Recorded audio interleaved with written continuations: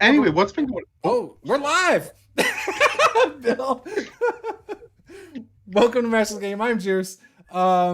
We are going to just have a real chill evening of just talking, probably talk about RPGs, probably talk about our Tyranny of Dragon game Saturday, and how Bill had a revelation that I'm making a bigger deal out of than than he cares to admit. But this is a chat that is with my $10 patron tier and higher. So if you ever want to get in on this, you can. We do it bi-weekly. We skipped last week because I had a new game that I was playing, and that served precedence, right? Because I'm just like that. No. I kind of forgot that it was the on week until the last minute, unfortunately. But I'm human. But so thanks again, guys, for supporting the channel. Your guys' help has been great. We've got some cool stuff coming up on the channel. Obviously, I'm trying really hard to get back doing videos. It's been stream, and we've had some craziness in the last couple of weeks, but we're getting back to it. So how is everyone? It's been a minute since we've done this. I agree. I was just going to say, so how is everybody? I feel like I've been out of the loop for, years, and I'm just back. So sorry about that. I didn't mean to cut off your amazing intro. So, oh no, you were great, Bill. They come for you anyway. That's why people come to Master the Game for the Bill. They come to see me. They come to see me make an ass of myself, I think is really what it is. So yeah. Hey, how is that Bill guy going to put his foot in his mouth this week? Let's check it out. Yeah. Well, if they really want to see you put your foot in your mouth, we can just go to the clip from Saturday that's going to be on this channel in the next couple of days. I'm so excited about it. Stay tuned for that. It's a clip from Tyranny of Dragons. We've done 2 sessions now. Yeah, two. Yeah, and two sessions that still I haven't rolled a 1 on the Wild Magic table. Like I'm counting down to when I roll a 1. Also, let's kind of talk about what happened on Saturday. You totally, Juice, for A, you baited me, and then B, you turned the audio on when I thought we were off stream. Well, it was off. It was off, and then you're talking, and I was like, I need to turn this on. This is too good. And I did. That is a major breach of trust, my friend. Like what happens off stream stays off stream. And then like Cameron was there and I was like, hey, oh yeah, Cameron, you're right. And like then he heard me and like, I never tell anyone that they're right, Juice. Like what the hell? So here's the best part. That whole clip where we were in break, they can only hear you talking. They can't hear me baiting you. That's the best part. So I went back. I went back and watched it, and I was, and yeah, you can just basically you hear me laughing and like maniacally, and it's like people just think I'm an idiot laughing, and I'm like, no, you need to hear the other part of the audio where Juice is baiting me, and like, yeah. I wish I had it. I really do wish I had it because I like when I first listened to it back when I was recording the clip, I was like, oh man, this is great. What was I saying? Yeah. Oh, I watched that live playback. Yes. And I hope Paula is not mad at me. Like that was just role playing, right? Like she hasn't said anything. She loves you. I feel like I picked on her halfling a little bit too much. Like, but we have like that's the whole hook, right? Yeah, right. So yeah. She did not say a word, and I will tell you, she is quick to tell me if she has a problem with the session. Yeah, it's usually a problem with me, but like, and we've had talks with some other players where she had a problem, and we've talked about it with them, like, and addressed it because she doesn't. I don't let her bottle it up. Right. And usually I am a good mediator. Like if I know somebody had a problem with something, I try to mediate. Yeah, because it is not Paula, it's Saphira, right? Like, right. It's nothing personal. Yeah. But at the same time, if she did have a problem with it as a player, I'm sure you would adjust. You know what I mean? No, totally. I would, and that's why I'm saying. Like, I watched it back, and I was like, "Oh man, I was kind of a dick." And then I was like, "I didn't pick up on it." Kind of was like, yeah. So yeah, and not to be that guy either. Like, oh, it's what my character would do. I was like, it was good fun. Like, yeah. So yeah. Oh, we got our first troll comment. Ever sneezed so hard you sharted? I can't say that I have, but that's Is that like a dragon shard? What is that? That'll be a no for me, dog. Yeah, that's a no, man. Sorry, Math 666 or Matthew or whatever. Also, so I think my favorite moment, I legitimately think that my favorite moment from the campaign so far, and I know we're only 2 sessions in, but I think my favorite moment is when Drake was looking for the big cat, right? Like that was yes. That was pretty amazing. Like, yeah. I'm surprised he didn't like associate it with the Tressum cat. Yeah. I didn't think of that in the moment, but in hindsight, when I went back and was watching, I was like, oh, that like Tressum cat maybe. It's kind of a leap too far. Right after watching it get swallowed whole. Pike's a great guy, but he's not real swift on the uptake though. Like his characters, I love his character. I don't play my characters that dumb ever, even when they have that low of an intelligence score. But so not to metagame Drake, but what's your int on Pike? What's he packing? Like a 6. No, is it just 6? Really? I don't know. It's higher than that. Okay. Good question. I don't know. Why don't you be like a 12 or something? I think it is above average. It's a 12. It's above average. I think it is. That's hilarious. I love it. Yeah, I think your spell and you getting excited about it, that was probably so far my highlight. Just the most fun I had was when you lit up, and then when I called you out on mechanics and Peter and Paula's face lit up with big smiles. Peter doesn't show emotion. Like, that's what I'm saying. So let me tell you why that happened. Here's how and why that happened. It's not, and yes, I'm going to agree with you. Like, it's a good spell. Mechanically, it's a good spell, right? Like, but it's not like OP. That's not what was exciting. That was not necessarily why I got excited. Here is why I got excited, right? Like, so I use the D&D Beyond dice roller. I'm not actually rolling dice. I'm using the D&D Beyond dice roller, right? So I'm looking at the spell, and I knew like that I had read through Chaos Bolt before, and one of the reasons that I chose it is because it was pretty awesome. And I think I like it because you basically get to choose one of the 8-sided die to determine what damage it is, right? Like, that was why I chose it, because it's random. I like the whole random aspect. Yes. So I click the little thing, and the 2 D8s roll, and it's like 2D8 plus 6.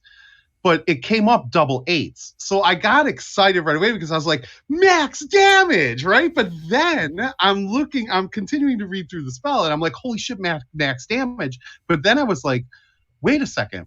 If the 2 dice roll the same, like it doesn't have to be 8s. It could be like it could be 4.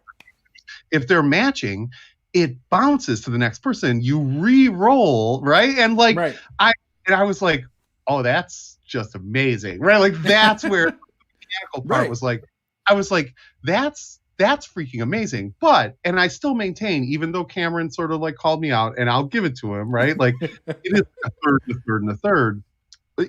Narratively, I feel like I'm kind of the only person on the stream, and sometimes I feel weird about it. And if you guys want me to stop doing it, then I'll stop doing it. I feel like I'm the only person that actually describes my attacks or my actions, right? So I'm like, doing it. Please keep doing it. So like, and you guys and everyone else is just like, okay, so I swing my sword or whatever. Like, and I'm like, I haven't even noticed. It's like, and so like narratively, it's cool to tell that story of how I create this orb of energy, and it hits one and bounces to the other. And like, I really do narratively like to describe that stuff. Yeah. So it was a combination of mechanics and narration. Well, and the mechanics of it bring out a narrative that you would never do if it was literally just roll to hit damage. Right. You know, that's why, like, so that's an example of the stuff I like about mechanics, where the mechanics give you something different that you're like, oh, that's cool. That's what I'm talking about when I say I like to talk about mechanics. I like mechanics to add to the narrative, and that's what makes it fun for me. There, 100%. And you just found the perfect example. So do I do the same thing where I just go, oh, it hit you? I think I do, don't I? Like, I guess what I'm saying is like, I do as a DM. Damn. Here's what I will say.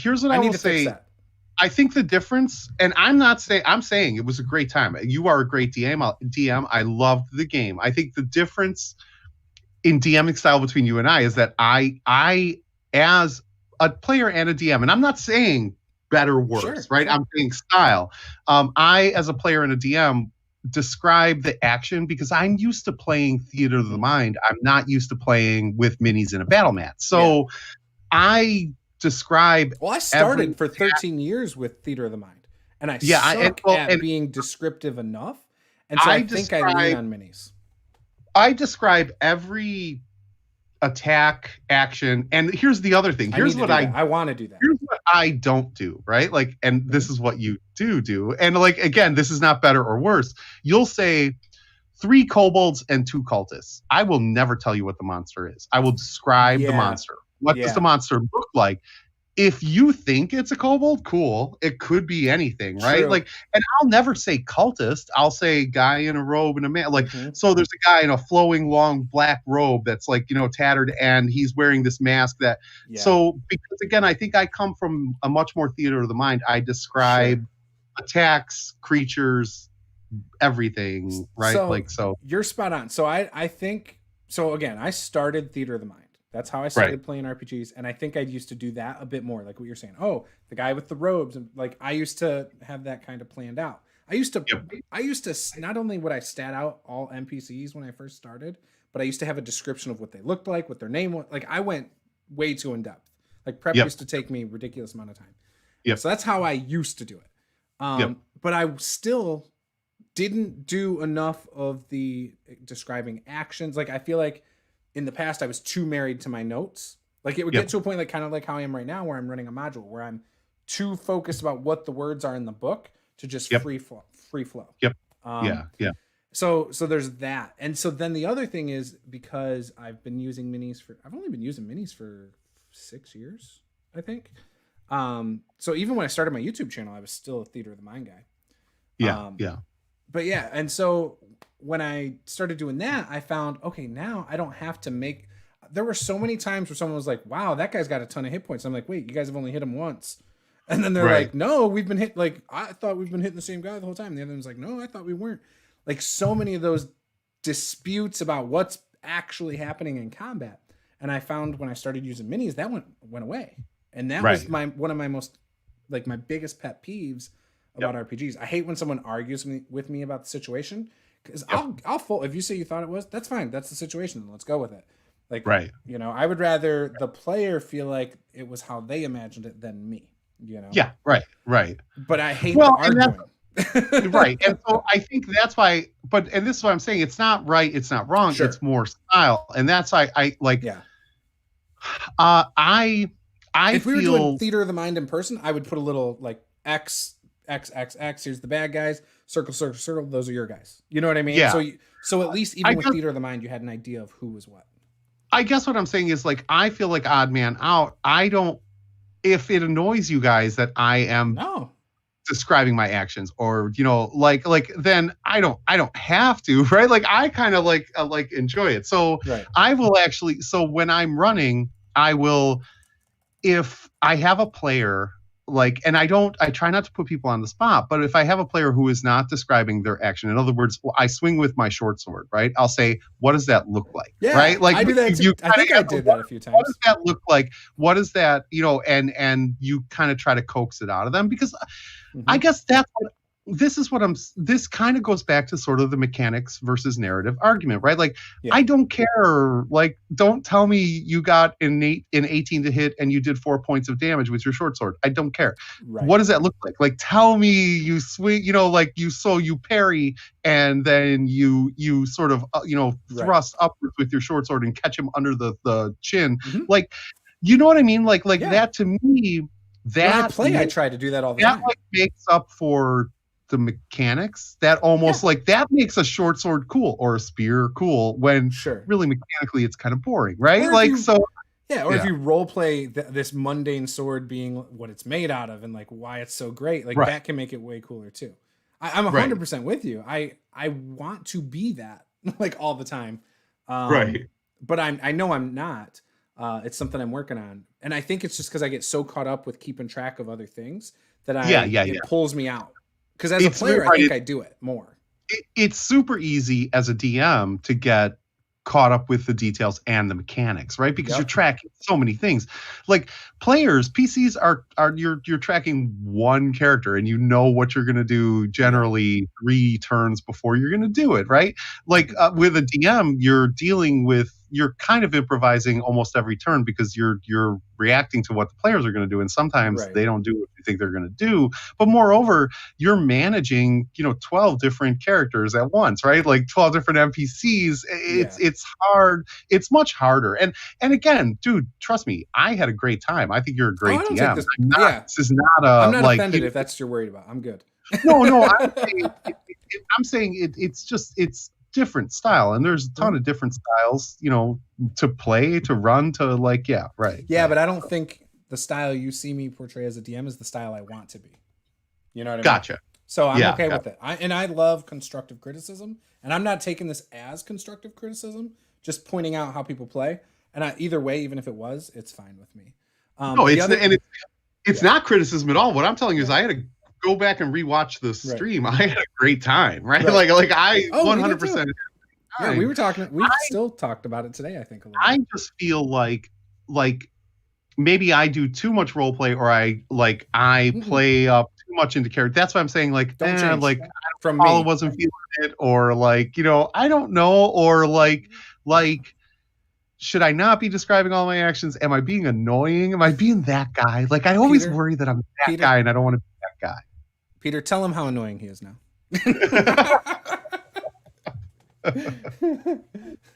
No, I from mine and Paula's perspective, we love it. So in fact, we were talking about afterwards how like I think I even posted it in the thing, like we really love this group.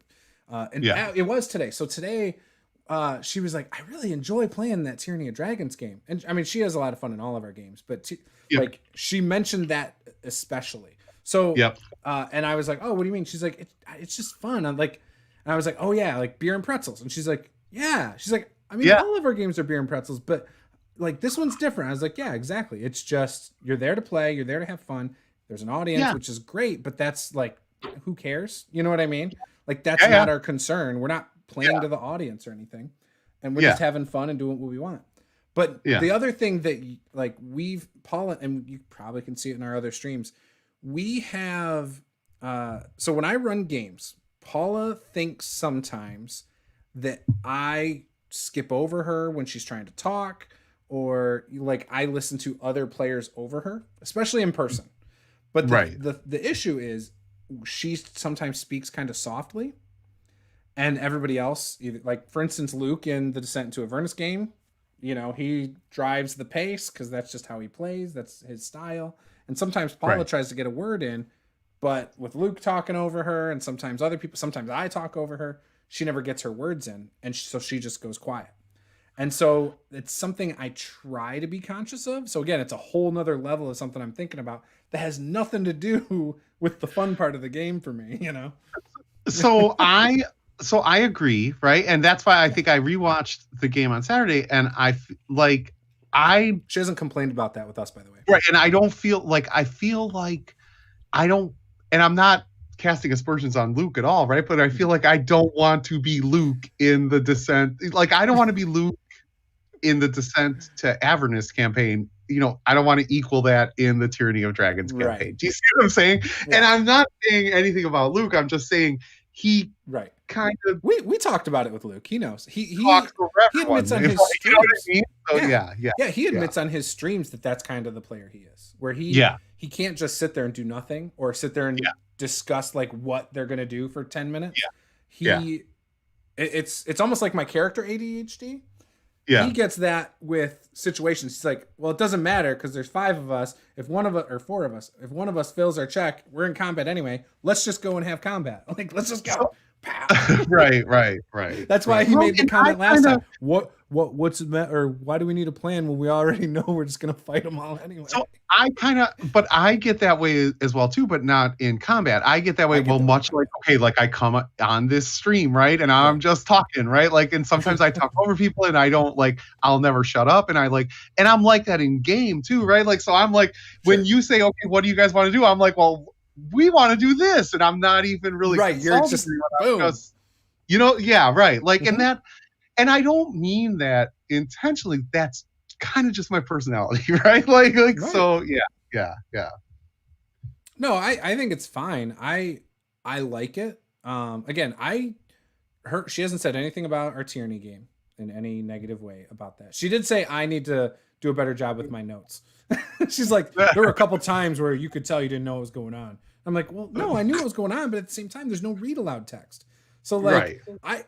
I've made a video that was supposed to be up Monday. It was supposed to be up today. It's not gonna be up till like this weekend because I'm putting like a lot of effort into it. Like I wrote a 2-page script. Like I've got screenshots I want to put in there. Like I don't go this in depth. And it spurred, well, one, someone asked me how do I prep modules, but two, Saturday again, another, like I feel supremely confident about running this game. Like this module, that's not an issue. But every now and then I go in there, I'm like, there's no read aloud text. Damn it. And there's no maps either. Like there's a paragraph that you are not supposed to give the players almost half of the stuff in there. And then, and so you're like reading through it and you're like trying to juggle everything like all at once. You read it beforehand. I've read it in the past. Like, can I say something without hurting your feelings, Juice? I don't know. No, I'm just kidding. In my opinion, read aloud text is a bad word. Like even when read aloud included, I won't use it. I think that again, you need to be descriptive and narrative, and like being descriptive and narrative is not necessarily reading text that's on a page, right? Like, but it's also not everyone's strength. It's not everyone's strength, and I expect when I buy a module that it should have everything that I can just play it. Yeah. Especially if I'm a brand new player or a brand new DM and I've never run D&D, like this is what we got. I'm going to Drake on this one, and I already know the answer because I've watched Drake run. Sure. I promise you Drake does not use read aloud text, right? I didn't say if anyone used it. In way that Drake uses read aloud. Right. And I'm not saying people should use it though either. But it's nice to have it. You can tell when somebody's running a game and they're using read aloud text versus when they're not. And like it's almost like you can tell a YouTube video if somebody is reading a script or not. Like you can tell, right? Like right. But Drake, with that said, we'll go to you 1 second, Drake. But with that said, the biggest YouTube channels that make the most money, that got the best production, that get the most viewers, most subscribers, most of them are scripted. So their read aloud text helps them. so I get that, but also let's talk about that for a second, right? Like absolutely 100%. Like, so I guess what I'm saying is if we're talking about DM Slayer, and again, and I'm not casting aspersions on anyone, or if we're talking about Taking 20, or we're talking about like, I don't watch those channels. And do you know why? No, you don't. They're reading off of a freaking teleprompter, right? I can't. Because it doesn't feel authentic, right? And that yes, you like to feel that connection. I like to feel that talking to me. Like otherwise you're just watching a TV show in your mind. Right. And that's not why I'm on YouTube, right? Yeah. All right, but come on now, Drake. We got to go to this. Drake is going to be the deciding factor. Read aloud text, no read aloud. Here we go. Here's my question: should modules have it? I think it's fine to have, for modules to have it. I never use it. I never, even when I'm prepping a game, I might write down a couple things I want to remember. If I want to describe something, I want to make sure that I get this word or something. But a lot of times it's spur of the moment. Your description is just right off the top of your head every time. Yeah. I mean, sometimes my notes for a session are 3 sentences. Yeah. Oh, I've had that. I've grown into sessions with like nothing except a stat block before. And by stat block, I mean just hit points. And I think the reason that from my perspective, I think that read aloud text is very confining and constraining, right? Because again, what you need, like I might, even if I'm running a pre-written adventure, I might change it completely based on how the PCs are at, right? Like, so you're vibing off, again, it's the connection and that authenticity of so. Even I will go so far as to say even material that I have written, right? Like stuff that I have prepped for myself, and I'm with you on the 3 sentences, Drake. Like I actually will have 3 bullet points to run a session, right? Like, and you just have like sort of these basic ideas, and you're constantly revising that based on what the characters are, what your players are doing. And if they do something cool, you want to double down on that coolness, right? And you'll go completely off, like, See, and that's where modules for me, I struggle. So when I prep a game that's not a module, okay, right, I kind of in my mind know, like, I go, where did the players leave off? So where do I want to start it? And do I think, like, depending on what's going on, I know where they're going to be at the end of the session, or I know where they're going to go, right? And so I might plan a scene or 2 or 3, you know what I mean, depending on how long we're playing, and that's it. And then I have and by scene, I'm like, oh, okay, yeah, this is going to happen in the forest. This is going to happen at the tavern. This is going to happen, you know, and I can always move these things, or this is going to happen in the dungeon. But I don't prep descriptions usually with that. I might say, oh, it's this type of stone, and that's like my whole thing for the whole place. They're wooden doors, or, well, I don't even say that because that literally just comes up then. The issue I have though when I'm running a module is I don't know how important that stuff is. You know what I mean? Right. And so I feel like I need that. Like in the Descent into Avernus game, we were in the first dungeon, and they're like, "What's the door made out of?" I'm like, fuck. Right. I mean, crap. Like, no idea. What was that, Dave? I see Dave wants to say something. No, I just gasped. Oh. So yeah, I was like, for me, that's so hard when I run a module. Modules they block me in. They always do. I like running them because I feel like I shouldn't have to prep as much. But when it's a Wizards of the Coast module, you basically are doing just as much prep, if not more sometimes, depending on. Oh, I agree, because you're doing homework. That's what I'm saying. You feel like you're confined or constrained to like this story because you're trying to get to the end of that, and it has to make sense. Whereas if you're improvising, it doesn't matter where the story goes because there's no sort of predefined ending that you have to. Right. There's no A to B, right? Like it's an infinite. Okay.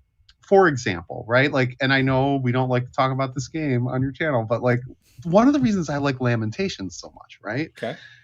Lamentations of the Flame Princess doesn't even have a monster manual. There is no monster manual. There's just rules, which means there is no, for example, like, oh, you see 3 kobolds. What the fuck? What the hell is a kobold, right? Like. Well, here's the other thing. In this world, though, you would know what kobolds are, just like I know what a raccoon is.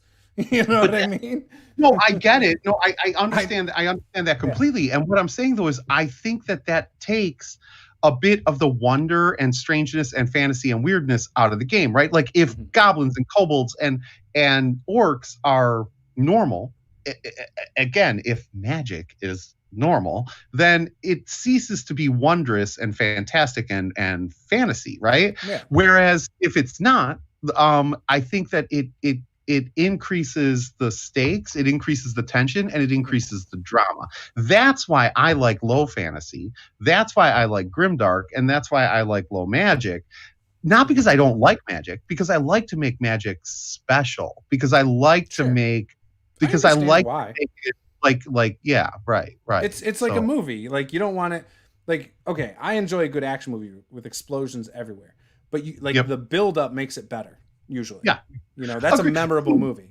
You're a big, huge Supers fan, right? Like, okay, so those are crash action flicks. If everyone, but there's a build-up. Like, how boring would X-Men be if everyone was a mutant, right? Like I mean, then everyone. I don't know, that might be kind of cool. But what I'm saying is, it would cease. They would cease to be special. They wouldn't be mutants at that point. They would just be normal, right? Like, I mean, that would be the norm. So I don't like, I don't know. So I'm with you. Like, I completely get that. I'm on the same page. I understand what you're saying. I don't know if I like low fantasy or high fantasy. I think I prefer high fantasy personally. But I also again, for me, I like to start as low can be. I like the fact that in older editions you rolled your hit points. I do like that. I like because in a few levels you are stronger. I like that. I am probably the only person hell on YouTube who likes level 1 through 3. I like level 1 through 3. I know. I think it's fun as hell. And I'll go you one more. Like I like the struggle for survival, and I'm not talking about it as a DM. I'm talking about it as a player. I like that. I really do. Do you like cheap deaths where it's literally like a wizard with 1 hit point? Oh, you tripped, fell in a rock, you're dead. Like, do you like that crap? Because I don't. No, I don't like that. But here's what I do like, right? Like I like to be a smart player, right? In other words, I don't want to optimize my character with my mechanics. I want to like make optimal choices to be able to survive, right? Like I want it to mean something as opposed to it just being like, I still maintain, and I know you're saying, oh, 5th edition it's not that bad. Like I still maintain once you hit 10th level in 5th edition, you're freaking immortal. It doesn't, you can, in other words, you can make every bad choice in the world. You can basically, you don't, you know what it is? You should have skill as a player. It shouldn't, in other words, you personally. See, now you're talking about Pathfinder. Why are you back talking about Pathfinder? Skill as a player. Those are the most skilled players. No, that is not. That is players like who studied the book and boned up tactics. On their 400 level. Here, hold on. Here, let me just show you. Okay? It's so much fun getting him going sometimes. This will be good. This is look at this book. This is, and how much of that do you need to know? This is this is legitimately a 400 level like college text, right? Like that's not that hard though. It's easy. Like it is. And so yeah, people can study that and make the absolute like optimal choices so that they don't have to make choices throughout the game. What I'm saying is you should have skill as a player. You shouldn't just be skilled in character creation. You should be skilled in the game is what I'm saying. Yes. That's why I limit HP. Do you? Yeah. Where do you top it off at? When I was running the last 5e game, I think I stopped it. You got max HP up to 4, and then it was 8, 12. It was something like that. It was like every 4 levels. So they still got it rather than just topping out. How do you feel about feats, Drake? It's fine. Take them. You allow all right. How do you feel about multi-classing? It's fine. I pretty much when I present a game to the players, and obviously Stars Without Number is a little bit different, but like 5e game, I said, okay, here's your game. The character that you want to make, the character that you want to play in some game that you've never been able to play before, whatever race, I don't care. Bring it to the table. Let's go. You can play it in this game. Yep. Yeah. It's fine. As long as it's not third party. Then I just need to read it. I don't care. Oh, I'm talking about me. Then I just need to read it. That's it. I'm with you on that. Unearthed Arcana. Yeah, right. Like, oh man. So I apparently I'm wrong on this, but I thought so. When Unearthed Arcana first started coming out, we had a working printer, so I used to print it and put it into a binder, and I used to put it on the table and let people use it. It's test material. What, Unearthed Arcana? Yes, it's not canon. Oh. It's test material. Yeah. Oh yeah. Sorry, I thought you were saying like text material, like you were just saying it's a school book for Python. No, test. It's playtest. We know. Testing. Yeah, right. But I used to print it out though and give it to my players and say use it. They never used it. So then so I was like, all right, this is a waste of time. So I quit doing that. I still have the binder over there. And so then I got onto D&D Beyond. And so I was under the impression after talking to somebody that when they released it in the book, it changed the people who had it from the Unearthed Arcana, or sometimes it would just get rid of stuff or whatever and mess things up. So that, and maybe it did, maybe it was an error, I don't know, but I was under that impression. And then somebody told me that they've been using Unearthed Arcana that was on their character for 2 years and it hasn't changed, or they haven't noticed it at least. So it sounds like the whole reason I've said no in the last year is just invalid. Because I'm like, well, what happens if we're playing and then stuff changes? Like, and now you don't like it. Now we just retcon the last 7 levels, or so. But there were a lot of reasons. Is Unearthed Arcana available in D&D Beyond? Really? Yes.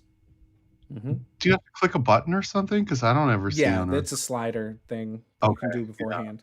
And then but you still have access to see it. But the problem is it's usually subclasses or feats. Yeah.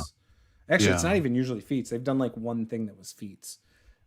No, well, the UA that actually makes it, right? Like the UA stuff that is play tested well comes out in the guides, right? Like so Volo's, Xanathar's, and this new Eberron. Tasha's, whatever. Well, and like, I don't know if it's necessarily good. It's just that's what the people liked. And No, said it's they what liked and got through the playtest. it's what yeah. WotC has determined is not game breaking. Although I don't necessarily agree with them, but like I mean, there's stuff in the core book that bothers me. But I have yet mechanically to be really upset by anything that's come out in like Xanathar's or something else. Now I know there's stuff that's powerful. I know there's combinations that bother people and stuff like that. But I have yet to be bothered by it. But the thing is, too, ever since I've said no Unearthed Arcana, every single game I go to run, someone wants to do something from Unearthed Arcana. Every single one. Paul has been asking, I just always have somebody. Yeah. I don't know. I don't know. I don't know. The only stuff I tend to rule out is I do rule out some Eberron stuff too. Just because. Well, how do you guys feel about Eberron as a campaign setting? I've never really. I like it. I play in 2 games. Yeah, I've never really read it. So do you dig the steampunk aspect to it, Drake, or why do you like Eberron? The guy who runs it does a really good job, and I like the setting. It's pretty cool. Yeah. We're doing Descent into Avernus, but he reflavored it to Eberron, so it's Descent into Fernia. Right. Nice. I remember you talking about that, and it sounded pretty cool. Actually. And then the other game is kind of a pulp noir detective game. So you should be playing Call of Cthulhu. I fully intend to start a Cthulhu game after this other stuff wraps up. Bill's going to run it for us. I will run it. I'm serious. I will run it. I know Paula's been asking about it. Like I lately, will totally run a Call of Cthulhu game. Yeah. She wants to play some more Call of Cthulhu. She asks about it every once in a while. I really want to play some BX, guys. We should really start a BX. Drake, you and I have talked about this. We should really do this. The thing is, though, right? Like, let me pitch something to you. I'm serious. Let me pitch. Okay. Here's what I want to run. I don't want to run just a one shot, right? Sure. Here's what I want to run. If you guys are going to play BX and or Beck Me, and we're going to start at the beginning, I want to run like Keep on the Borderlands for you. But I want to run Keep on the Borderlands in my home world of Heldenwald. In other words, I want to run Keep my way, right? But we'll run it, play it BX, we'll play it Beck Me. It'll be a campaign however long it takes you to get through like the Keep, right? But what I'm saying is I don't necessarily want to run a one shot of BX for you guys because it's hard. I'm not going to be able to get across the beauty and the magic that is BX in it's a different feel at different levels. Exactly. It has to. I get it. Right. I played old school D&D a little, well, 2nd edition D&D, I should say. Yep. So I understand the difference of like 1st and 3rd and like, I understand how it scales. It gets awesome at high level. And here's the thing. I don't know if either of you have played through Keep on the Borderlands, but like, you gotta. I don't even know much about it. I hear about it all the time. You guys have to be able to say that you played through the Keep. I've heard about that. About the what is it? The Tomb of Horrors. Tomb of Horrors. Yeah, Caves of Chaos. I have played a little bit in, but Tomb of Horrors. Borderlands that's the module. Caves of Chaos. Oh, I didn't know that. I just know we did the Caves of Chaos, and before that we were doing stuff with orcs, and I don't know if we were actually playing Keep on the Borderlands though. Right. Probably were. It was run by my Dungeon Module B2, 1981. It was included in the basic set, the pink mold vase set. Yeah. And then a little like towards the end of the home set, the blue box, it replaced B1, so In Search of the Unknown. Yeah, or Into the Unknown. So I watched a review on the Tomb of Horrors, and it sounds like something that nobody should ever touch. Like, it does not seem fun at all. So here, little backstory, little history on Tomb of Horrors, right? Like, original Tomb of Horrors, first of all, thing, wasn't it? was a competition module, right? Yeah. Like it was right, but also it came out of directly came out of Gygax's group, who again by old school standards were OP, and like there's nothing that you could throw us that we can't beat. The secret, the trick to Tomb of Horrors is that like you cannot mechanically beat it. As a player, you have to be smart, like not as a character. You have to pay attention to the riddle, and if you're smart as a player, you can get through it. But no, if you, there's no. There's luck. There's not intelligence to it, unless you're talking about like playing it 17 times to remember the stuff you screwed up last time. I did no. I absolutely disagree. How do you outsmart the first hallway? I think that trail. I think Tomb of Horrors. I think Tomb of Horrors was designed to take down players who rely on mechanics. I agree with that. 100%. So I agree with that. Yeah. I'm just saying intelligence won't get you through it either. Well, and also the smartest person, Bill Gates, ain't getting through that shit. Well, and also Gygax notoriously hated magic users, right? Like hated them, like legitimately. Yeah, he's a war gamer. So, well, yes and no. Okay, so here's the other thing, right? Like, God damn it, here's the other thing. You always get me going. So it's here's not the hard. other. I'm not even trying. So again, like people, there's this whole Gygaxian cult, and I'm not saying anything about Gary Gygax. Please, trolls and haters, man. I love Gary Gygax. He's going to get me unsubscribed from about 2,600 people tonight. Well, here's what I will say, though, right? Like, here's what I will say. You owe, like, as a D&D player, as somebody who plays D&D as a hobby, you owe more to Dave Arneson than you ever owed to fucking Gary Gygax. Than you ever owed Gary Gygax, right? I knew you were going there. There's three camps on the whole Gary Gygax, Arneson, and Gary Gygax certainly was a war gamer without question, right? Like the idea of leveling, the idea of hit points, the idea of character alignment, character class, that all came from Arneson. That did not come from Gary Gygax. That came from Dave Arneson. So we know Bill is from the Church of Arneson. Peter, which church do you go to? I am Gygax or Arneson? I am 100% Church of Arneson, and I worship at Arneson's feet. And what I'm saying is, right, Blackmore was the first campaign, not Greyhawk, right? Like Blackmore came first. Greyhawk is simply a pale comparison and stolen from Dave Arneson's Blackmore, and that's the truth. Look it up, right? Like, I mean, that's the truth. That's 100% verifiable. And I will also say that again, and this goes back to sort of that table talk discussion with those guys, like, oh, blah blah blah, basic, yeah. Two completely separate games, right? Like, Advanced Dungeons and Dragons is Gygaxian Dungeons and Dragons. That is Gary Gygax's baby. That is the system that he developed, right? That he stole from Dave Arneson and developed, right? Basic, expert, companion, master, and immortal. Back me, right? That BX, that line of Dungeons and Dragons was much truer to Dave Arneson's vision, right? And that's the vision you like. Look it up. There's a lawsuit over this, right? Like what I'm saying is, right? Oh, yeah. It's the truth and it's irrefutable. As to why people sort of the crunch won, right? Like, so Advanced Dungeons and Dragons won, and I think I honestly think it's because of the name. Basic Dungeons and Dragons sounds basic. Like, right? It's not necessarily, right? Like you think it was because of the name and the name alone? It's simply a different. It's a completely different game. So if right? you reverse the names, you think it goes the other way? I do. I 100%. What if you get rid of the name? Which one wins out on merit?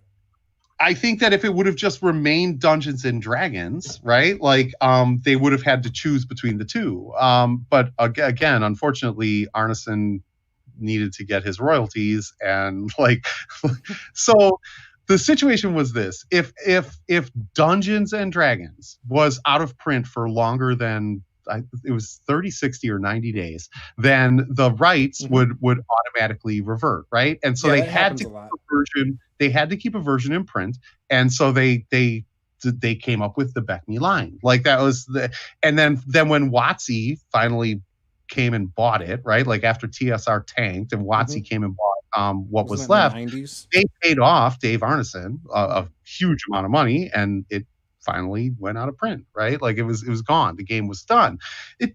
Because it's called Basic Dungeons and Dragons doesn't mean it's a lesser game. Quite frankly, I think it's a better game. Right, like again, I don't know if have you ever played Advanced Dungeons and Dragons? Like you said, you played 2E. Have you ever played? I played 2E. So Paula's AD&D. So Paula's brother has the player's handbook that's got the knight on the horse, and I believe it says Advanced Dungeons and Dragons on it. Mm-hmm.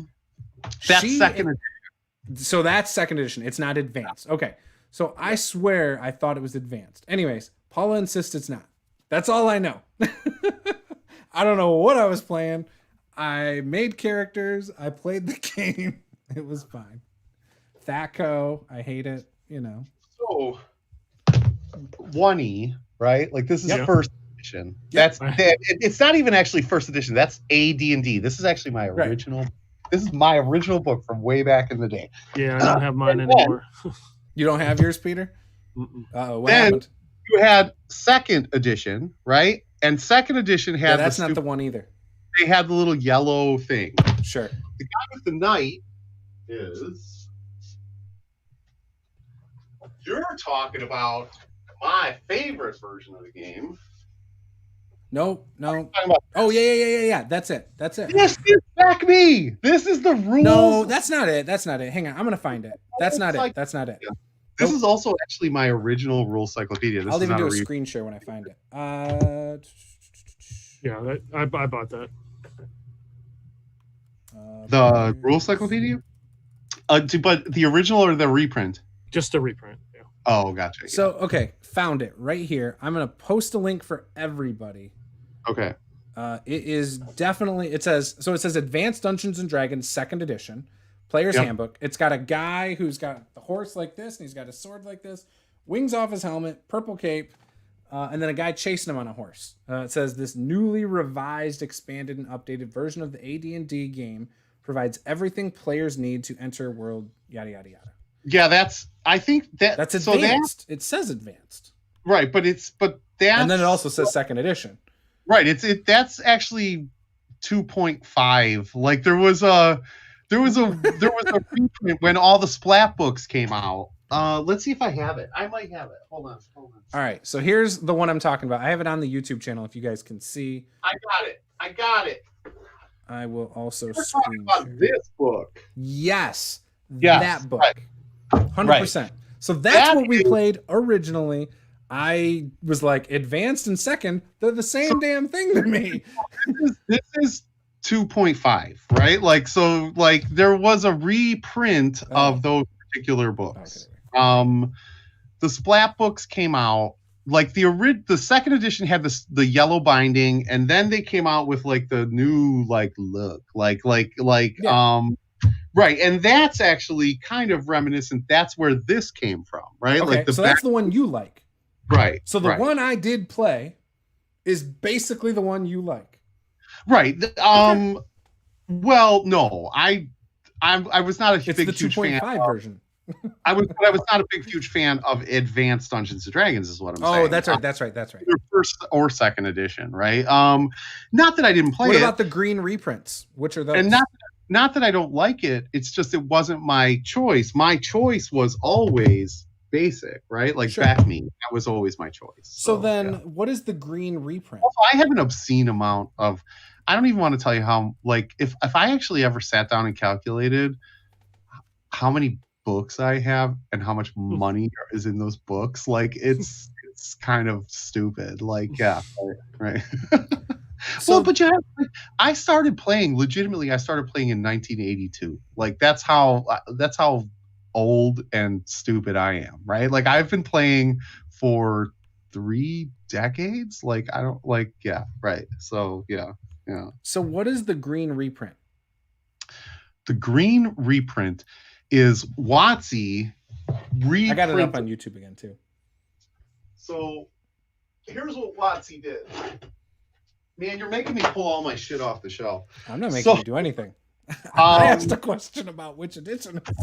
So WotC reprinted the reprinted the 2nd edition in these green covers, but they also reprinted the first edition stuff in the like a year earlier. Yeah. And that was, you know what that was? That was when D&D before he was sucking. When 5e, before it was even called 5th edition, when it was D&D Next, when the green one, right, when 4th was failing, they decided to go back into the well, and they were like, well, let's go back to older editions and that's also when they came out with like the Slavers edition, so like all of the against the slave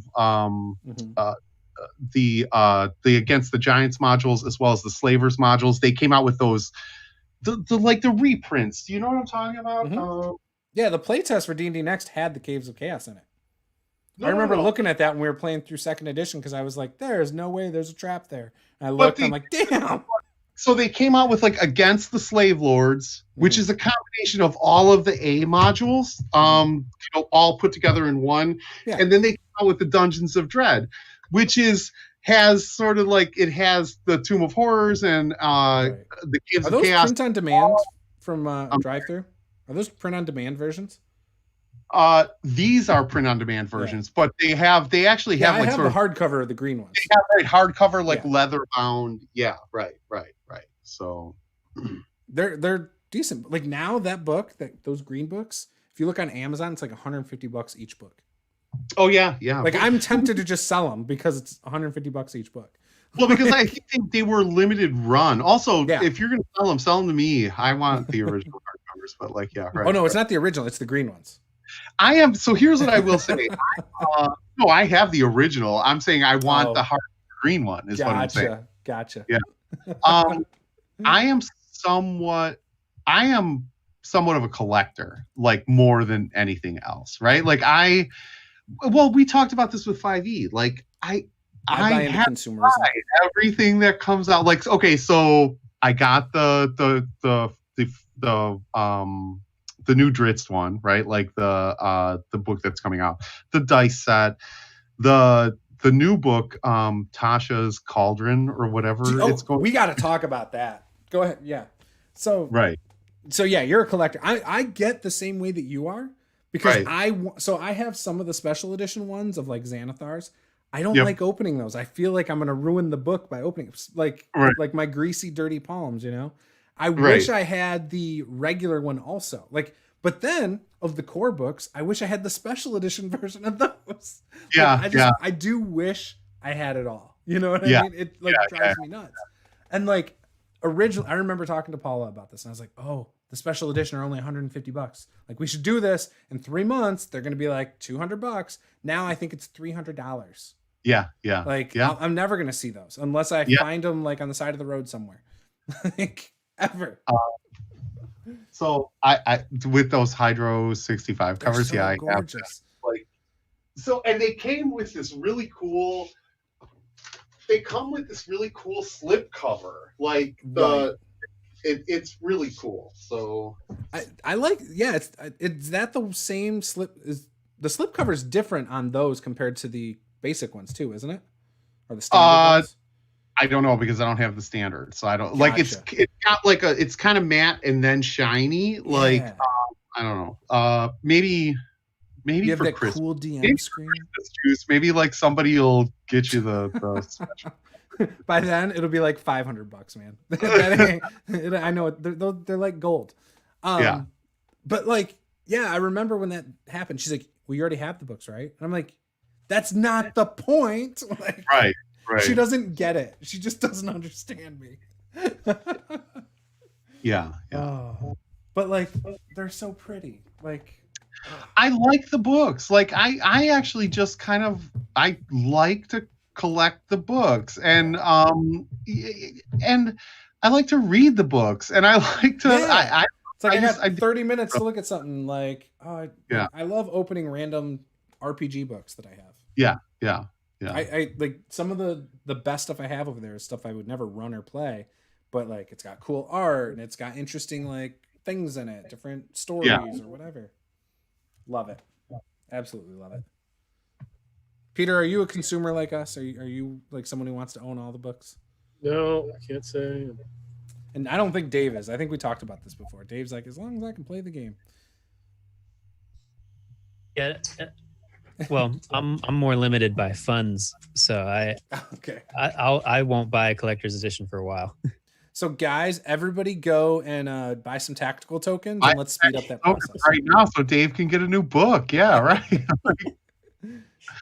What's that URL, Dave? Come on, you gotta throw it out there. Feed my addiction, tacticaltokens.com. There you go. So it's funny you say that. So the books used to be the exact same price as the standards, whether they're the collectors or the standards. Not true. That is, well, yeah, it was the same MSRP. Look at the back. Not And the bookstores I bought them at, they were the same. No, but what I'm saying is for that core book set. Oh yeah, that one's different. I'm Yeah. not talking about that. Yeah, I'm talking about like when they first came out with the first special edition ones, as well as that where you could get them early in the store. Well, the only difference between the Hydro 65 covers and the standard cover was that you weren't supposed to be able to buy the special limited edition cover online. You were only supposed to be able to get that at game stores. So and it was even further restricting than that. It was Wizards Play Network stores. Well, and the thing is though, right? But here's that means the dirty 2 weeks early or a week early. But here's the dirty little secret, right? All of those game stores they just sell that stuff on Amazon. You could go on Amazon and buy it directly from the game store and get it. Now you're seeing it, yeah. I think they were cracking down on it originally. Okay, and I think they realized it was not helping them, and so that's why they changed it where they're like, well, screw the game stores. Everybody. Who delivered your Tyranny of Dragons book? Amazon, but this also was not one of the first special edition ones. No, they but changed their policy. But that book was supposed to be only available in game stores. Was it at the time? I don't know if that was. I think it was after it changed. I don't know. I thought those covers are only supposed to be available in game stores. I know Xanathar's and then Mordenkainen's. Those two for sure had that restriction, and I know you couldn't pre-order them on Amazon back then. Right. Now when they do these special editions, like that one with the owl, the Icewind Dale one, that you can pre-order on Amazon. They lifted their policy. I feel like it was a year later-ish, and a lot of people were like, oh, so now my game store won't have it early, and now I gotta wait for it to get delivered, or people were just weird about it. I have to apologize to the audience in general, and specifically to Hydro 74. I've been calling them Hydro. I thank you, Drake, for pointing that out, and also I'm an idiot. So just for anyone who's tuned in, it is Hydro 74, and they really do fantastic work, and it's beautiful. And I apologize for offending. He has very cool Instagram. Follow him on Instagram. He posts all kinds of cool stuff. Yes. Yeah. Even on Twitter, he posts a lot of his stuff over there too. I love his stuff. It's great. But yeah, it used to be the exact same price. Like Xanathar's Guide, same price. The Mordenkainen's was the same price, and then I think it's now $10 different. But what I'm saying is here's what I'm getting at, right? If you look at the retail price of the Player's Handbook, it's $49.99 on the back of the book, right? Yes, $49.95. Okay, you can go to Amazon. And even when the book first came out, you go to Amazon for $25. So what I'm saying is, no, the price is not the same. And yes, you should support your friendly local game store. Go to the game store when possible. Pay the additional dollars. What I'm saying is, I mostly agree with that. Order on Amazon and get it at half price always. If your game store does not earn your business, though, screw them. If they're jerks, for example. I used to always support my game store, and I had a couple experiences that have changed that. So I went to buy, I think it was Mordenkainen's, and it was when the books came out the day before, the game stores were reporting that the covers, the black part of it was white and chalky and like it was rubbed off or something. All sorts of scuffs. The books were bowing. Anyways, the first store I went to, which was the one I always went to and supported, it's the one I did all my D&D Adventures League to play in the other side, on the southeastern side of the state. So I went there, and the guy, I told him, I said, hey, it looks like you got a batch of bad books. I see one that's pretty decent, but it looks like all the others are really rough. And he's like, oh, whatever. I was like, well, they did a recall on these if any bookstores want. And he's like, oh, well, if we do that, we can't make any money. So, nope. I'm like, well, I'm a paying customer. Right, Like, I want to support the store. If they had none, and he said, "Yeah, what's your name? What's your number? We'll switch it out. We'll get you a perfect one." Bet. Like, I'm there with that game store till the day I die, or until they give me another bad experience. But like, he was not like that. I went and told the owner. The owner didn't seem to care. Like, I was like, all right, screw it. I ended up, and even that day I went to a different store. I bought it at a different store. But after that, I was like, not loyal to them anymore. So, you know what my issue with WotC Books is? What's that? 100% what my issue with WotC Books is. I don't understand. Like, okay, do you see this book, how small it is? This is a teeny tiny little book, Yeah. right? You're talking about the bookmark, aren't you? Amazing fucking game. I'm sorry. Right? Like 3 but, tonight, man. No, also, it's 2 for you, 1 for me. No, This it's 3. tiny little book gives me a bookmark. WotC gives me these giant books, and they can't give me a bookmark. Like, I don't like. Does this tiny little ribbon cost that much? You want to know something? I really do. You buy the special edition Paizo ones, they give you a bookmark. Go get yourself some special edition Pathfinder books, 2nd edition. Yeah, there's that. Yeah, those look nice. They're all just red and gold. Like, I kind of like them. I didn't like them at first. They're kind of growing on me. I've been tempted to get the player's handbook because I also don't like sharing a book with Paula. So I've been tempted to get that one and being like, "Hey, Paula, I got you a special one that's like $20 more expensive because they're also like $80 or something." Does she treat books like crap? Is that the problem? No, I just don't like if we're playing right now online, we're in 2 different rooms. Like, if I want to look something up, I want to look it up. And I fact check things. A lot of times it's not fact checking. It's so I understand the rule. You know what I mean? But I'll look stuff up if we're like figuring things out and say there's another DM. So like, again, that's just how as kind of a collector, right? Like, I have a big problem. And I actually have extra. You can't fold it all the way out.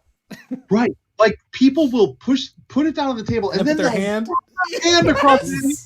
They do that to my book, and I'm like, get out of my house! Like, you now before I punch you in the face. Like, what are you doing to my books? Like, it says table copy because Paula used to do that. Her arm would be as she's got the paper underneath her. Which, speaking of which, here's a paper. That's the other issue. Look whose handwriting that is. That's not mine. Anyways, she'll set it right there with her arm on it and just be like, on top of the book. On top of the book. Yeah, I can't. No. Like, look, you can even tell. Yeah, you can tell she's done it. Like, you can see it peeling back. Oh. So that's why it's a table copy. And we have 3 players' handbooks, I think. Maybe. Actually, we have 4.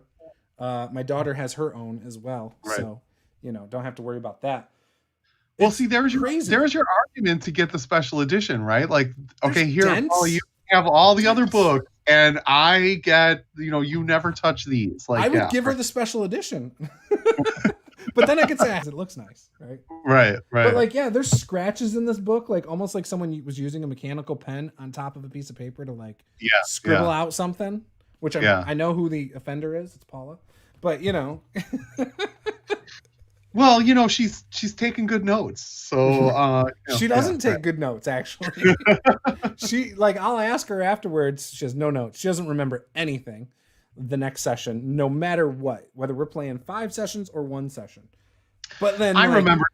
I was pretty impressed with myself that I remembered everything. I gave a good recap, and it was solid and totally true. Like, everything that I said in that recap was 100% the way that it happened, and I believe. Yeah, 100%. And it's not like somebody just gave a recap like 5 minutes before to nobody behind a muted OBS. Didn't count because there was no audio. So yeah, right. Oh my gosh, yeah, that's always a problem. I don't know. Because I know you watched it like the week before or a couple days before or something too. I do the same thing because I can't remember stuff. Right. And so I have to watch it either the same day or the day before in order to be like, okay. And that's when I make my notes. To get back into like sort of the mood and the moment, right? Like, you have to. A little bit. Yeah. Like, in the video I did about how I run modules, that's like the first thing I mentioned. And I know most people who are going to be watching these videos are not going to record their sessions. But Right. like even you guys out there, if you are somebody who struggles with notes or you forget things, little things, take a little audio recorder. Like probably find one for $1 on eBay, like from 10 years ago with little cassette tapes or whatever. Just record your session and, you know, do it for yourself. Like don't necessarily put it up online, but Yeah. yeah. It's great. I started doing that with my early games. Like as soon as I started DMing, I would record the audio of the session. Before I even started editing it or using it for anything else, I would, for one of my games, I had like a 45-minute drive back home because I've never DM'd in my own home. Mm-hmm. I've always been a mobile DM, but I'd listen to like at least 45 minutes of the session I just played and be like, oh, I need to change this. I got to do this. So like, yeah, I recommend that to everybody. Do you like notice that you missed a lot of stuff too? Yeah.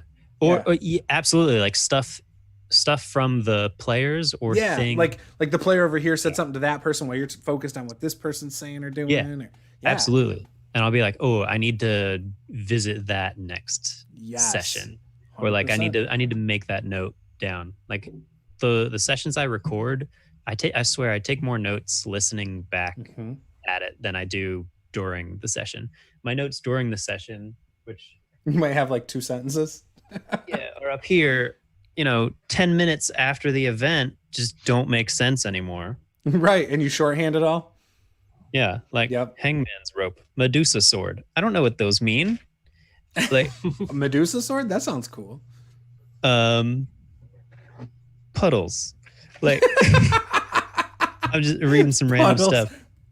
Why do you even take notes? One section is just like 5 X's and then underneath it 6 check marks. I'm like, what is blacksmith trip? What do they mean? Right. But like I'm busy running the session. I'm not gonna go like, hold on, guys. I need to write a full sentence down in my notebook. Right. And then it's like, wait, what did you say while I was writing? I didn't catch that. How do you spell that? Yeah. That's 100% my issue too. So I'll give you this is an actual representation of the notes that I take, right? Like I can't interpret those, right? And I don't, at some point, I don't even know why I'm taking notes. I think it's just like sort of my ADHD, right? Like I don't know what like numbers those characters represent.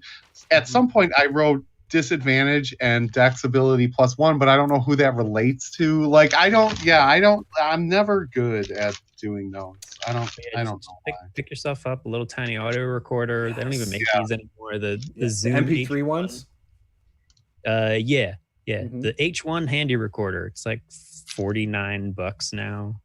I bought an extra like fancy tiny mic to plug in so it sounds better. That's awesome. I recommend it. So this was my notes for Saturday's game before the session. Nice. Yeah, before the session, nice and clean. Yeah. Paragraphs, and these, so all I did during the session note wise is scribble stuff out as you hit them and stuff. Yeah. Because all I wrote is the hit points. Yeah. Right. And the AC next to the cultists. But like, because I knew I'd forget it, and I kept getting it mixed up with the other one. But yeah. And it's like got the order that the missions are going on, so don't go back and watch this. Don't cheat, don't meta.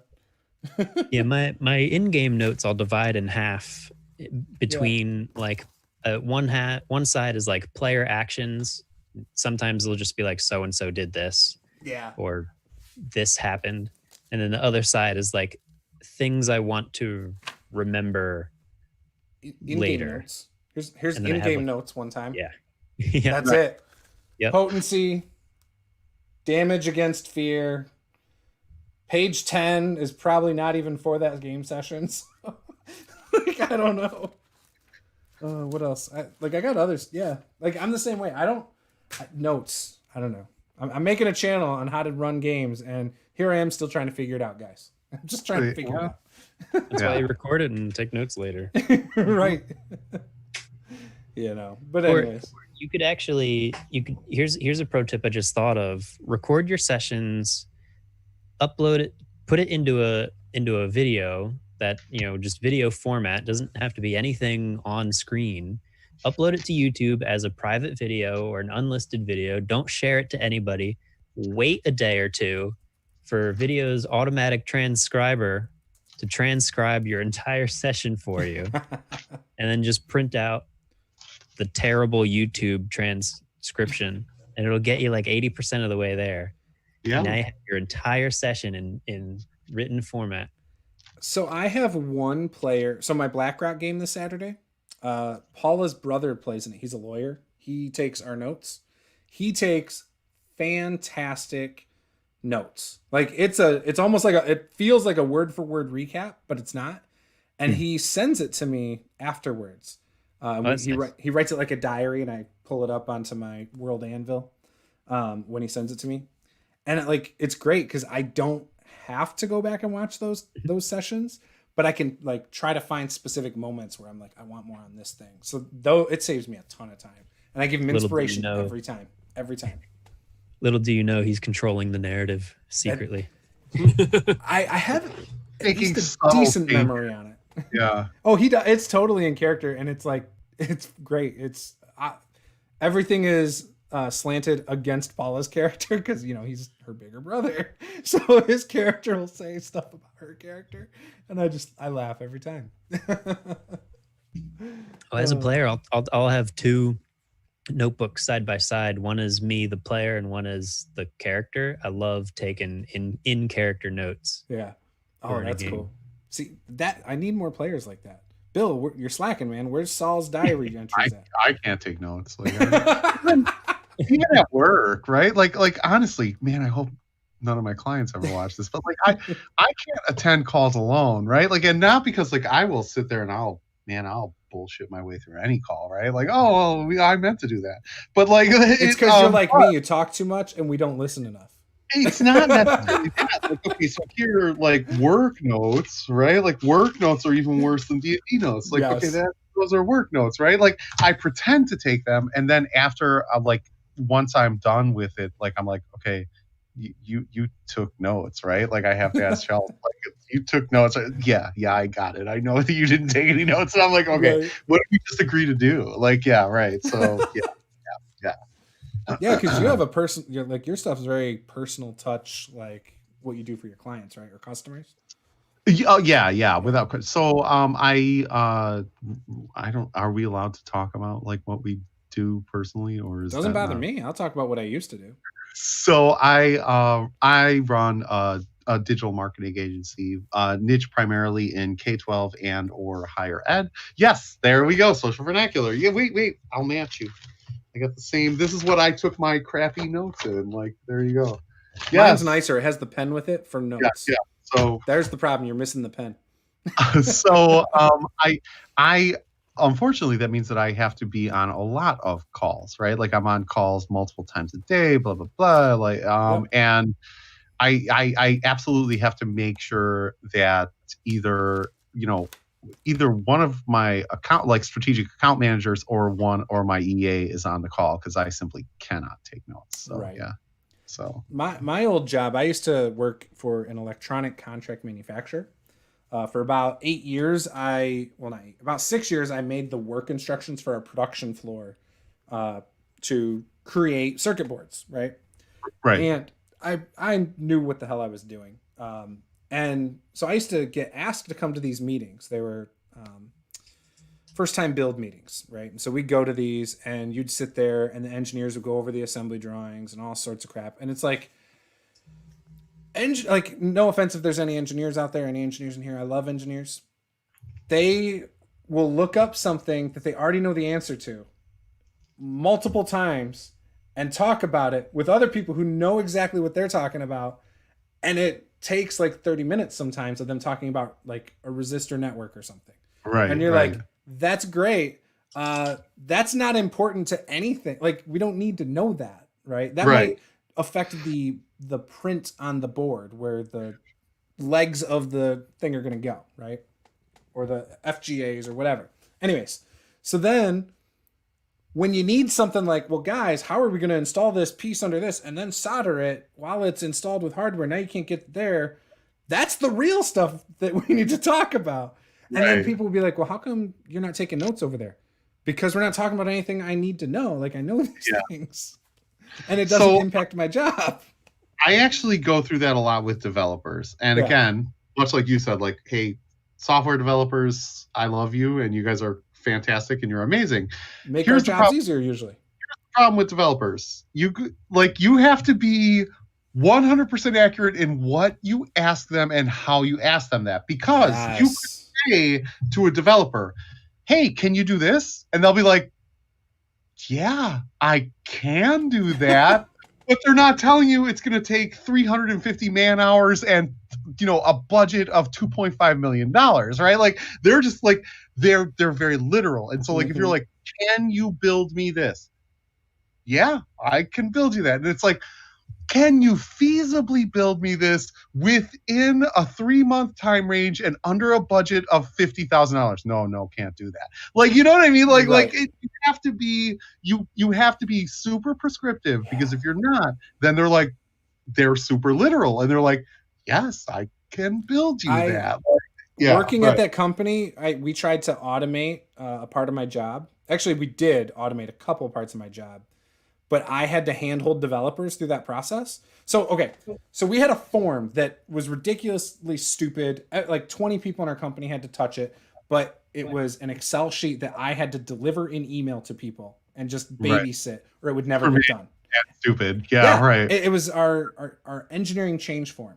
And I would have to go through this, and this has to get done most of the time within like 3 hours. Like, that's like how it is. But you have to go through 20 people in a 16,000 square foot building, and they have to be at their desk, not in their meetings that take up 7 hours of their day. Like, stupid. So anyways, they came to me and said, how can we make this faster? How can we get it so you're not worrying about that, so you can do other parts of your job? And so I was like, we can automate it. And like, I didn't think they were going to take me up on it. And they're like, let's do it. They cut out like 70% of my job with that, which was awesome, right? But nobody helped me on it. We had 2 companies that pitched us what they were going to do. Right. The one company that I loved, the guy was the president of the company's neighbor. Okay. Right. I loved that guy. However, the other company, this small company, like 4-person company, my boss, who wasn't my boss at the time of talking about this, but then became my boss in the process of the pitches, he then chose his son, the company his son just started at. Of course. And so that was a hurdle. And nepotism is strong. Right. And the first one was more expensive, but they did, to give you an idea of why they also had me sold, they had done systems for like hospitals, like where you can't, like, stuff is time sensitive, you can't screw things up. They had a better interface that they showed us as examples. The other one had none of that. They told us some previous customers that none were impressive, just all small companies, whatever, smaller than our company. And then when we got to working on it, I gave them the terminology. I broke it down, like everything. They said, well, can you give me a workflow? Yep. Gave them a complete workflow of how it should go. And also in this time made changes to it, so it didn't have to go through 20 people. So I got it trimmed down. So then my boss undercut me one day and said, all right, we're going to have a meeting, but we're going to bring in like every single manager in the company. Every single one. Like, even on the production floor, managers came in. We had like 30 people in the room. And people were like, oh, I never get to do this. It'd be nice if I get to sign off on something and have like, so we ended up having to add steps because of this crap. Why would your boss do that to you? Like, because I don't know. And so then when we got that going, and I spent like weeks after that talking to each of those people who got added that wanted to be added. And I'm like, you don't want to be added. This is why. And then finally got some of them off. Anyways, when they were done, and I knew they had no idea by the questions they asked, I kept telling them like, nope, this has to work like this. I even videoed how it went in the company, like with screenshots and everything. Like, I did so much work on this project. And when it was done, it was garbage. It was barely usable. It was bad. And So I understand working with software developers too a little bit, especially when you're working in industries outside your own. Yeah, right. Like it's right. harder. It's like talking multiple different languages there, Right. and then you got to speak the business speak, and it's so much. So I understand it's difficult. Yep. That was a lot of talking about that. Dev folks, they're special. Like they really are. And again, no hate towards, no judgment and no hate towards dev folks. I don't get it. Like what I really admit, I don't get it. Like I don't know what goes into it, and like I come from a world and paradigm of black and white. Can you do this? Yes, no, right? Like, in other words, like I'm not like I'm not a big person who likes to beat around the bush, right? I'm very straightforward, and yes, I can do this because I'm a firm believer in sort of under promising and over delivering, right? Like you never want to flip that. You never want to over promise and under deliver, right? Like I mean that's just not good business. But yeah, but so many companies do the opposite. Yeah, exactly. That company I worked at did the opposite. They would say, you want something tomorrow? Oh great, we'll make it happen. There were so many, like I worked Thanksgiving for stuff like that. It was crazy. And I approach it much more like, oh, you want something, today is Friday and you want something on Monday. There's no way I can make that happen. There's just no way. That's not enough time. But then I'll deliver. If I said that, you know what would happen? They'd be like, what if we do, like they start throwing all these offers at you. Like, what if I buy you lunch? What if I treat you to breakfast? What if I do this? What if I give you vacation days? They literally started doing this stuff. And so like, there is, even if you say no, they still made you do it anyway. Like it didn't matter. Or they'd make some other people come in and they'd be like, well, somebody else has to pick up the slack. Like there was never a no. And the thing that hurt too is, so when I did it, this was like 2005 to 2014. And then we moved and then they brought me back as the manager of the department after they had fired my previous one and nobody was there from before. So when I had done it, at 2005, that was 5 years after another person used to work in that department. That person just happened to be the president's son, who at that time was like quality inspector, but like obviously salespeople brought him in. Hey, is this they would ask him, is this possible? And him in the old way where they didn't put any thought into shit would say, yep. Like, so then they still want you to do it to our standards where it's like we would write a book on how to do this stuff for the production floor. When he did it, you'd have a picture, like a 2-dimensional picture, color coded with maybe a sentence on the side. It was completely different, And so the expectations were different. And he knew things had changed. But they would ask him things and he'd be like, oh, it's easy, no problem. He always downplayed it, which always made us have to work nights, weekends, ridiculous hours. It was bullcrap. And nobody, like we would hire people that, because again, we would then hire people from the street, not people that had any background in this stuff. We would have people that like, oh yeah, they did this thing on a computer one time. And like the front office would be like, oh my gosh, this is the perfect person. They've worked on computers before. And it's like, do you realize we're working in a specialized program that maybe 100 people in the world are using? Like, come on, like this is different, guys. Come on. So whatever happened with that gig, Juce? So I left. So when we moved back over to the other side of the state and I took it, it was a good amount of money. It was more than double what I had made previously. And so I jumped on it. And, but I told them that I had a goal. So at the time I was doing real estate. I had a really good opportunity at the time, but expectations weren't being met from the person who brought me in my mind. It was short. It was only like 2 months into the position that was offered.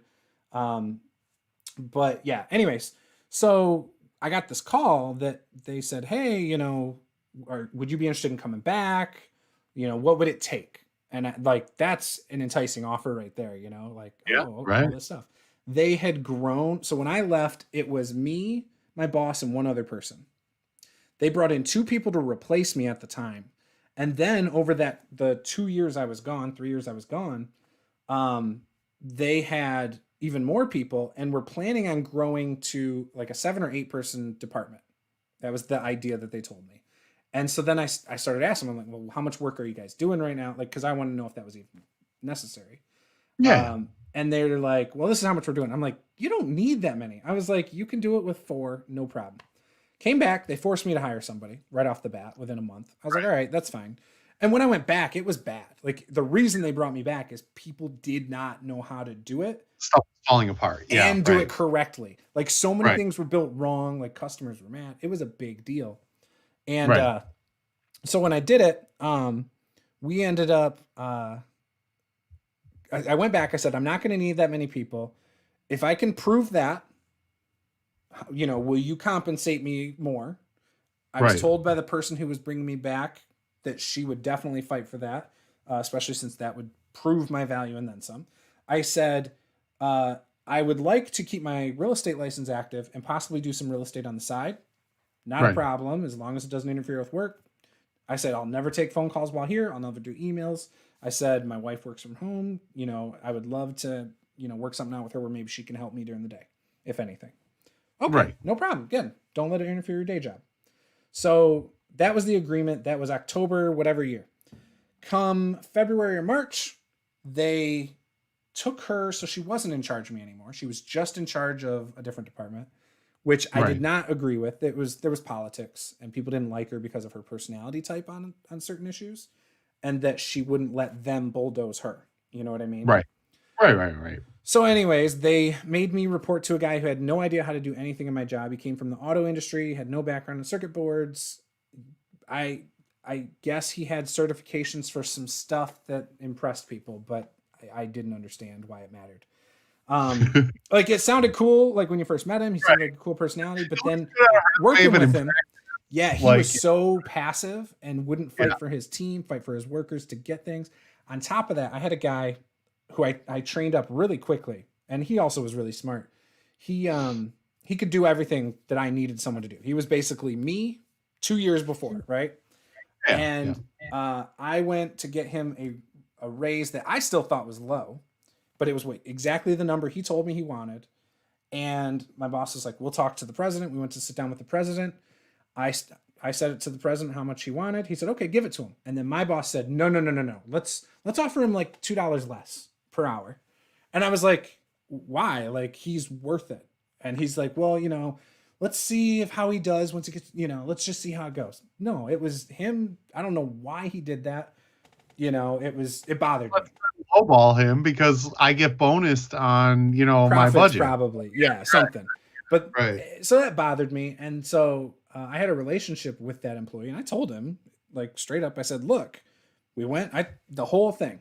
He actually played D&D with me too at the time. I got him playing D&D and everything.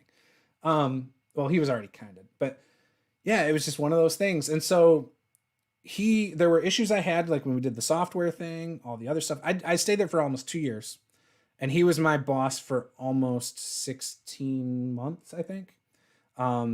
There was another issue where someone came in that I loved. Like, we brought somebody else back to help another department out that was struggling.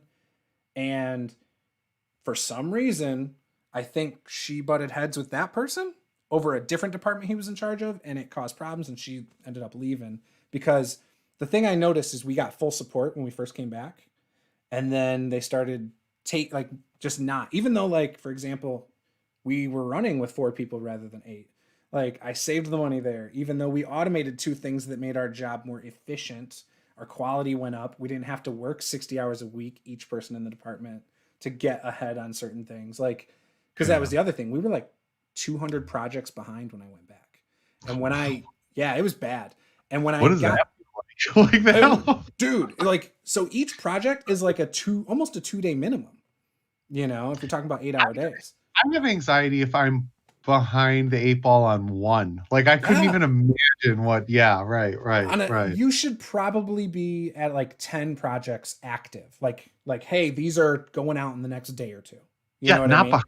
Like, right. yeah. Right. And if you think about it, the math works when you have 4 people. That's, you know, and you're not always working on the one project. You're doing a part. Right. And once you're done, you send it to someone else to like verify it or, you know, do some other stuff. And then you get it back. And then you finish. But so in that time you're not working on it, you're working on the next project too. So you're actually working on 2 projects, and it's like 2.5 days to get both of those done, you know? Yeah. And so if you have 10 projects, 4 people, you're talking about getting at least, you know, about 8 things done. So it was, and that's how we got it. We fixed it. We fixed everything to the point. Right.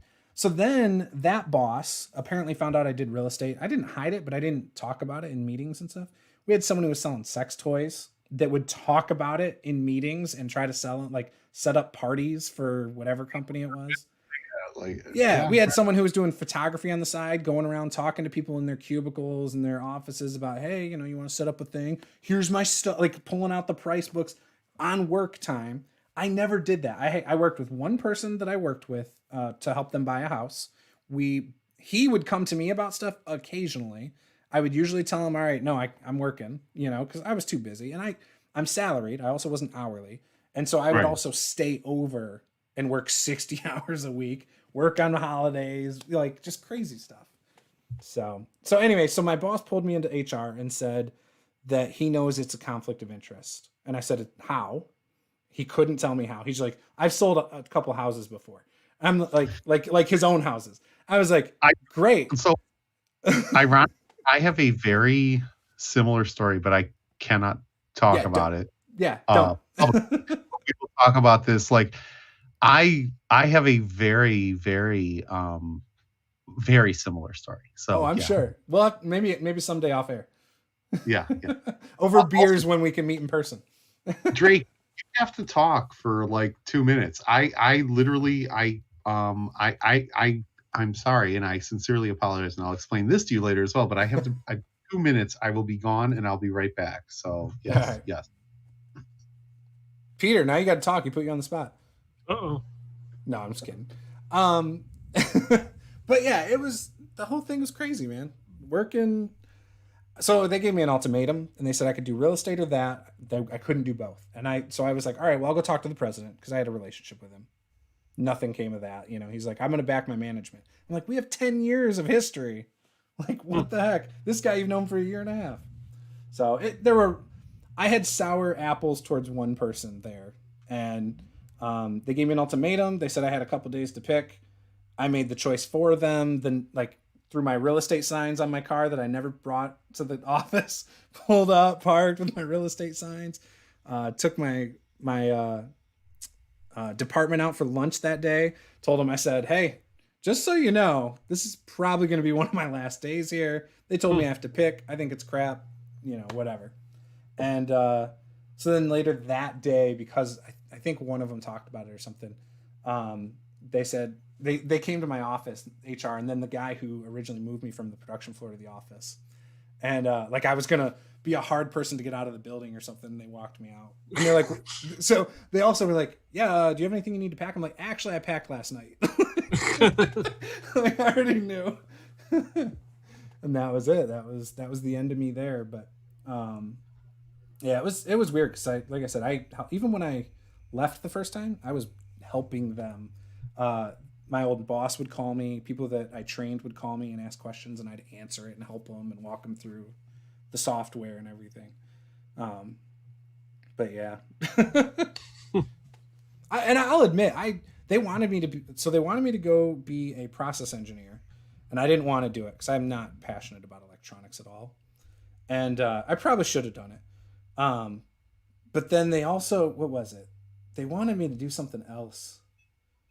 I don't remember, but they wanted me to become I became their certified trainer, but they wanted me to do more things with that.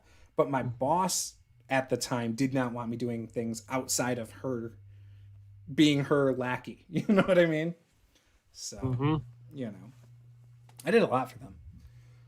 But Bill. Yes. Wait. Camera issues. Hold on. Right back.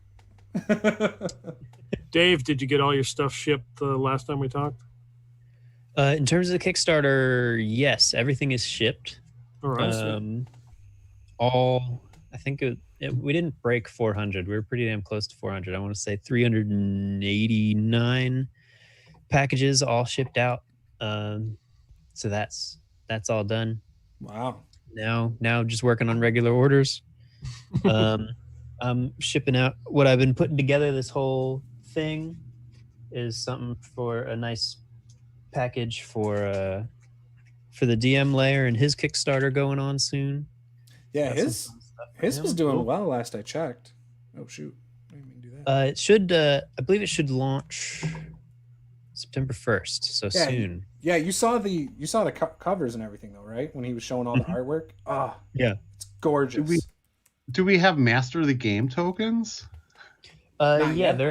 they're next to me because I'm in the process of shipping out to to other YouTubers and partnerships and people I work with. Wait, you work I got with a other couple. YouTubers other than me? No, I'm just kidding. I wanted to tell you, I didn't want you to find out this way, but yes. Well, dang it. Awkward. Wow. But yeah, so I got a couple versions of the Master of the Game token. That's This cool. one has 20 on the one side, and flip it around, it's got I edited the logo a bit, so it's a 1. Nice. Cool. So you got He did get permission. If anyone out there's thinking of working with tactical tokens. Yeah. So I got the Master of the Game D2 flip. I have the well, I showed these ones on the other ones on stream before, right? Yeah, they look awesome. I got pictures of them, I think. Yeah. I got the awkwardly nerdy D2s 20 and a 1. And then what you'll receive soon is ones with Master of the Game 20, awkwardly nerdy 1, for people that might think Paul is gonna love that. that. And just to cover all my bases, awkwardly nerdy 20, Master of the Game 1. Nice. And you're only getting Juice, you're only getting one of them. This one's only for you. You can't give it away. Awkwardly nerdy 20, Master of the Game 20. That's cool. Oh, I love it. I am actually. I beg to differ, Dave. But I feel a giveaway. I think that's a giveaway. Like when you hit 5,000 subscribers. I think that's the giveaway. Yeah. 500,000 subscribers by New Year's? What? I think it's a 500,000. Yeah, I'll happily provide any giveaway items you might need or want. Yeah, we could talk about that sometime. Mm-hmm. I've had ideas. I was wanting to do that like charity stream thing in October, and it's been so crazy around here with like we've been redoing the house and getting the kids ready for school and stuff. And I hate like complaining about that. Like I feel like that's all I've done the last 2 weeks, like constantly. But hopefully, if things level out once we get into this routine with school, hopefully I can get that set up. If I do, I would love to do something like that for something big like that. Hey, speaking of that, what is the story with the Rad Wasteland game? Am I making a character? Am I not making a character? What's going on there? And when are we playing? We haven't decided because we need at least everyone except for Paula and I think needs to make characters. Okay. We all got on stream, or not on stream, but we got on Zoom a couple weeks ago and we made our characters. And then like I've been trying to get everyone to make their characters. And like I'm hoping like the players and the game master will take it upon themselves to like get the characters done. But it's me having to remind everyone. So constantly. Can't we can't just play the characters that we previously played? Like the whole It's different. The whole thing's different. He's changed the rules. He's added like new things, removed. So the one we played was not necessarily reskinned, but it was just playing Fantasy Flight Star Wars. Right. That's what it was. And, obviously he made things more for his setting and stuff like that. But since then, in fact, right after that, because I was like, dude, I don't think this is open source. And so we got talking. He's changed the rules. I don't think drastically, but he's changed the rules. He's definitely changed the sides to the dice. So it's still narrative, same concept, but now there's like different sided dice. So that changes the whole thing. Changes the probability, changes the feel of the game. And he's also made character creation rules this time. And that's a big part that right now he wants to try out. And so that's what we're doing. We're play testing the character creation is essentially what we're doing. That's one aspect. And then I don't know if he's ran it since he changed the dice. Okay. So that's the other thing. I know he did some stuff with I don't know how much I'm allowed to say, but he did stuff with somebody who works for a company, and they like what he has, and they were working with some of the mechanics as well with him. So but I don't think he's ran it for somebody yet. Got it. Yeah. So it's like all encompassing. And Okay. you know, and if it ever sees the light of day, I mean, I don't know, getting a playtest credit for me sounds pretty cool. Yeah, Especially since I think it's a cool game already. yeah. You know. But that's what I'm saying. Like, I had a really good time last time, right? Like, and I wouldn't mind playing that character again. But like, if it's important to make a new character, I'll make a new character. Yeah, to him it is, because originally I even said, I'm like, oh, why don't you just make me a character? And he's like, well, I want to test out that, and I think he said it in the thing when we first brought it up. I was like, all right, we can test that out. It was pretty straightforward. I think he needs to add more I think when you create a game, especially with character creation and like how to play it, I think you need to consider somebody who's never played an RPG. Yeah. You know, and it doesn't do that yet. So yeah. There were things like you just had to know because you've made a character for such and such system before, you know? Right. Like Paul is the one who ran the Fantasy Flight Star Wars game for me. He's probably going to have no problem going through it. He's just going to have to learn new terminology and then maybe some difference, you know, of some of the stuff. But it's going to be pretty close, I think. Just you know, playing Pathfinder First Edition feels similar to, well, that's probably too close. Right. Second edition D&D feels a lot like first edition D&D. Yeah, just with different classes and skills, stuff. Right. I'm grasping at straws here. Mm-hmm. So, but no, it killed the game. He's making a character with Brett in the next couple days, I think. Not Wednesday though. I think that was Friday. I think Paul is going to try to do it himself without help. And then I don't know where your character stands. I'm going to totally do it by myself. I have not. Yeah, honestly, I haven't even looked at the Google Doc, but like I'm going to do it by myself, and I'm going to give him really serious feedback. Mm-hmm. I tried to build this character by myself, and like this is, you know, either it went really, really well or it went really, really wrong, and this is what I ended up with. So I screwed up like 3 things going through it with him. Yeah, like I was trying to go ahead and try to do things because he would then work with Paula on something, and like I was off on like 2 or 3 different things that were like, I don't know. I feel like they're probably pretty drastic. I think it like sways die rolls by a single thing, which in that system is a huge deal. Yeah. But yeah, no, it's a cool game. Melchior says, I used to watch the DM Lair, but his last 2 YouTube streams, he's stopped halfway through to switch. Oh yeah, to Twitch, and he doesn't use Twitch. Yeah, you know, I noticed that. I feel you. Like, I don't know if you caught the beginning of the stream, Melchior, but I am not a Twitch fan at all. I simply, I don't dig it. I noticed that because I went to check him out the other day, and he used to always be on like YouTube, and he wasn't. And I was like, what? And then I noticed it was a short stream, and I was like, did something happen to him? You know? And like, I've noticed that a couple times now. I'm like, oh, maybe he just doesn't have the time to do a long stream. And I did notice also in a video, he mentioned like a YouTube and Twitch stream or something. Oh, can I say something? I wonder if it'll work out. What's that, Dave? We'll come back to you. I wonder if it'll work out. Like if that strategy is going to work. Well, the only way to grow Twitch is to act like if you ever want to grow Twitch, the first way is to have a YouTube channel. Like the second way is to have something else to drive traffic there, because it is really hard to discover something on Twitch unless it's one of 5 people streaming it, and it's a really popular thing that just hasn't caught on just yet. So here's my viewpoint of Twitch, and I'm sure that there's going to be, you know, millions of people who are going to tell me that I'm wrong, but this is my viewpoint of Twitch, right? Twitch is essentially just people begging for money. Like, I mean, YouTube is bad enough for money. Twitch is legitimately minutes, just like, give me money, right? Like, I mean, like, I feel like Twitch is sort of this channel for sellouts, right? Like, again, there's no authenticity. There's no. Look at Bill calling me a sellout. I'm gonna act like an idiot as long as you give me money. Like, that's Twitch, right? Like, so right, or am I wrong? Convince me I'm wrong. I'm not saying you're wrong or right. I'm saying it's different than YouTube.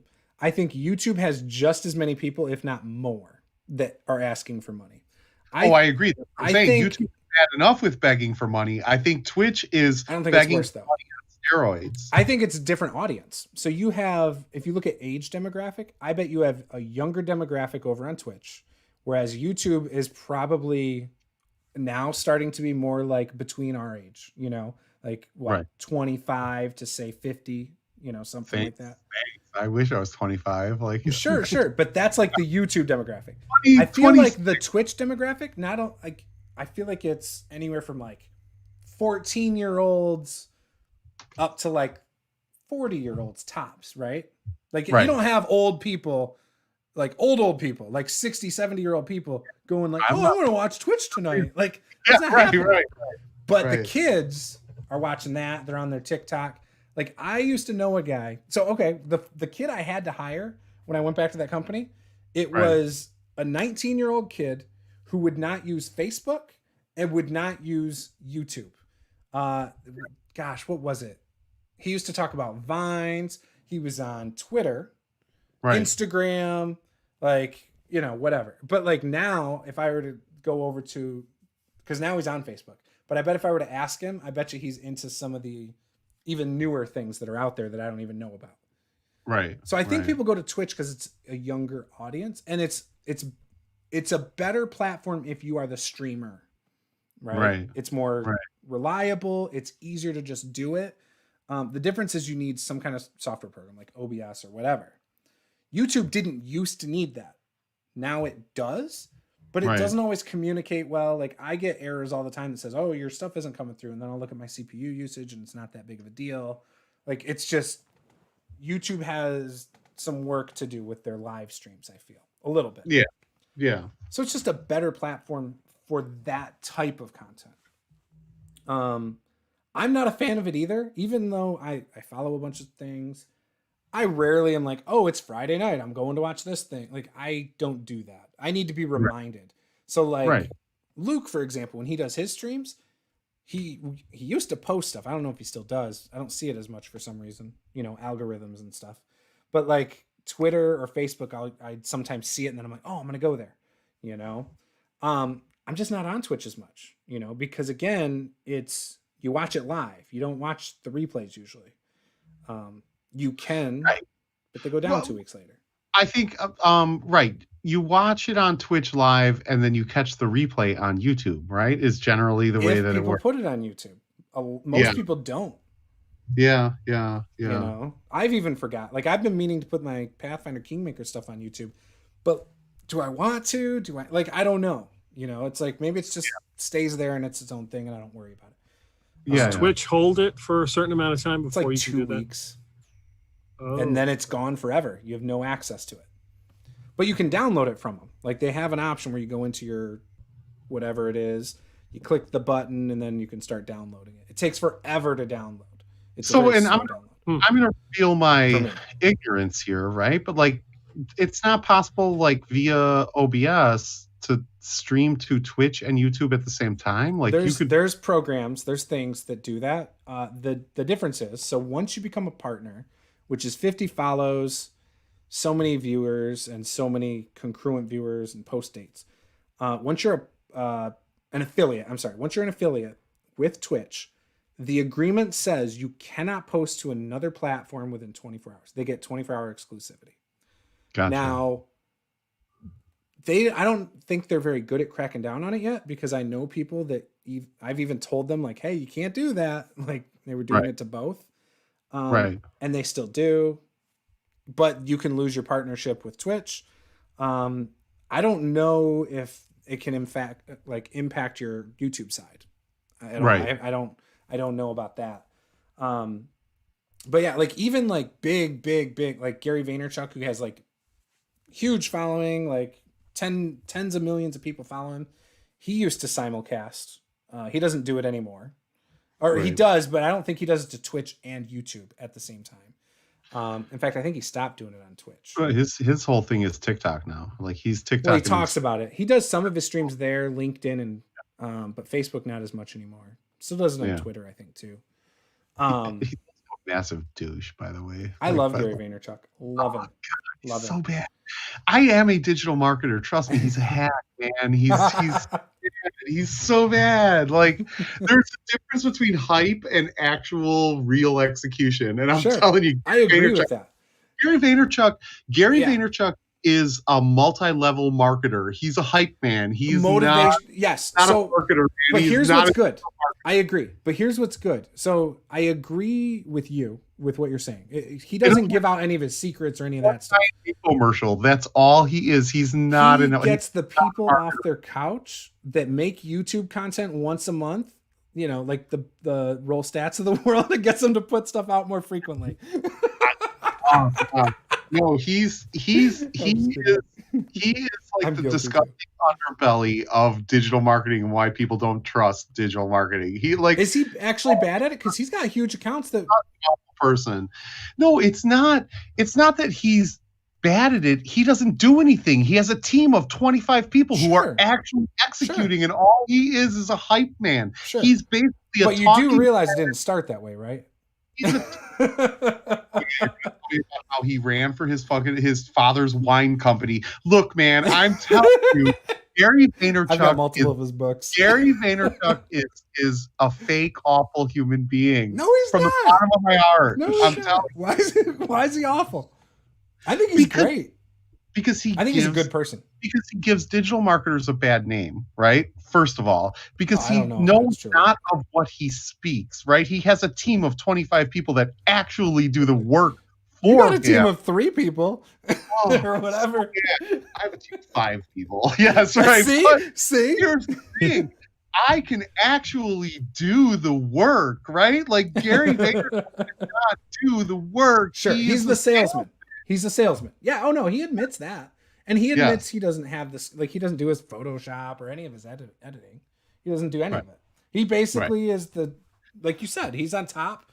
My issue is veto power. My issue is this, right? Like, as someone who does this for a living, I am personally offended by the fact that he makes it like, oh, all you have to do is take 10 pictures a day and post it on Instagram, TikTok, and like, no, there's more. There's a lot more strategy that goes into it than that. And his whole thing is like, just do it. Like, but I agree with that. But I don't think he's like, okay, would you apply the same logic to like a CPA or a lawyer? Hey, just do it. Yes, in a different way. Not like just go perform heart surgery or something, but like, yes, just do it. Like, go to school, go do what you need to do. No, in fact, he actively. This is why I know he's anti-college. I get that. But it's not really anti-college. He actively tries to tell people, don't go to college, don't do it. Just start an Instagram channel. Like, he's a bad person. That's what I'm saying. But he doesn't see. So you don't. So here's what I could say. So obviously you know a lot of stuff about him. You don't know everything. He's not telling people not to go to college. He tries to get to. I'll send you 12 links. You can show me the links, but you got to show the whole conversation for context. Because that's the issue. So his thing is he tries to get to the heart of it. Like my wife's an example. She went to college. So I went to college. I went to college to be a chemistry teacher. Okay. I'm not a chemistry teacher. Changed to business. The idea was I was going to run a business, right? A certain type of business that I did not pursue, right? Again, I didn't pursue it. That's the part that Gary gets at. Like, pursue whatever you're passionate about. He's told people go to college depending on what they want to do. We have to agree to disagree on this one. I'm telling you, he's a snake oil salesman. He's a bad. I don't disagree with that statement. Like, I'm just saying, like, I don't disagree with that statement. Either you believe in multi-level marketing, or you're a sane, intelligent human being. Like, that's like that's the dividing line. Like, yeah, right. The only thing that Gary is crushing, right? The only thing that Gary Vaynerchuk is crushing is the hopes and dreams of millions of freaking people. So how do you think? So how did he get to be as successful as he is then? Because people are stupid and they want to take, because people want, you know what? If weight loss came in a pill, we'd all be thin, right? People want the easy way out. Sure, People he says that too. What Gary Vaynerchuk sells. What Gary Vaynerchuk sells is quick, rich schemes. Guess who falls for quick? Not at all. Yeah, well, he doesn't sell anything. Totally false.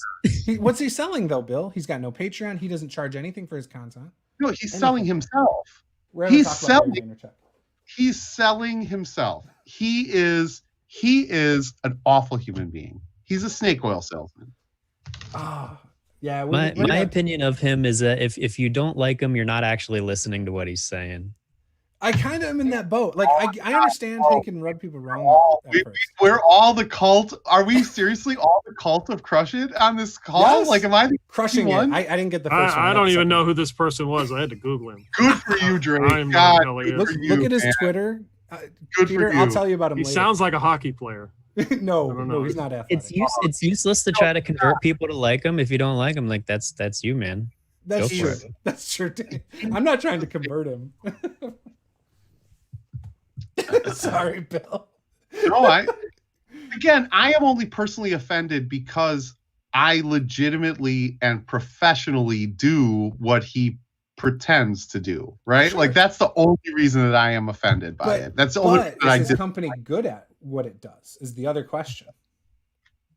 Okay, I'm not no, saying the him. question. I know he doesn't do it either. Right, the question is Vaynerchuk Media Vayner good Media. at what they do? Yeah, without question. Is Gary So they are Vaynerchuk good at it. So why are you mad? simply a salesman? Yes. Does he deserve the adoration that he gets? No. Is he a snake oil salesman? Without freaking question. Does he prey on people's hopes and dreams? Yes, absolutely. For likes and comments. He and doesn't want engagement. likes. He's for getting rid of likes and all that off of a lot of social media, Bill. He's trying to get Facebook to get rid of that stuff. Right. And this is He's what I'm saying. trying to get Instagram to get rid of it. You guys are telling me people who don't like Gary Vaynerchuk aren't listening to him or think that he's like. No, I don't evil. think they understand him fully. What I'm saying is you are listening to him and he's saying, oh, we should do away with likes. But that's what he's angling for. Like, look at what he does, not what he says. He's a freaking salesman. He's going to say anything in the world. Like, whatever, man. Like, you're right. You're right. Gary Vaynerchuk is the greatest digital marketer that's ever I've never lived. said that. There's nobody in this room that said that. Jesus. There's Oh, nobody who said so that. So all I was trying to say is, like, if you have somebody who doesn't know, like me at a younger age, I didn't know what I wanted to do. Everything he said, like, in hindsight, is stuff I've said to myself. Like, I should have done this. I should have done that. That's why I like him, because there's other things I've done that I probably wouldn't have motivated myself to do either. You know what I mean? Yeah. So, yeah. so it's been a positive thing for me, but I can see why, like, when he says, oh yeah, just move out of your parents' house and don't go to college and go work at whatever and live on your friend's couch. I can see how that's bad advice. I get that. That's very privileged advice. Evil advice. It's awful. People take it though. He got someone to literally stop what they were doing, stay with one of his other viewers in California to start a career. Oh, so bad. But they He's did so something bad. they wouldn't have done, and now they're in that career. Like, it's Okay. huge. Like, Okay. that's the stuff that would have never happened with somebody else. If you want to follow, like, and I'm serious, if you really want somebody who's good at, like, marketing and how it really works and the psychology of it, right? Like, follow freaking Malcolm Gladwell, okay? Like, Gary Vaynerchuk is a hack. He's a fake. Like, look up Malcolm Gladwell. Just, like, do yourself a favor, right? Like, I'm just saying, do yourself a favor.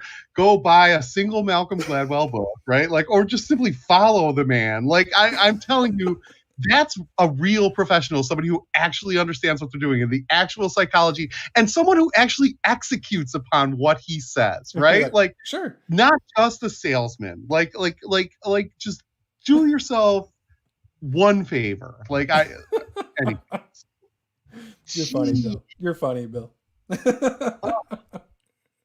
Oh. that note, I'm sorry. oh, no, you're good. You're good. Gary V is a very, oh man, like, and it's not just me. You talk to anybody in digital marketing, you talk to anybody who's actually in advertising, anybody who's actually in marketing, and like, they'll punch you in the face. It's not, it's, there is an entire industry that hates this man.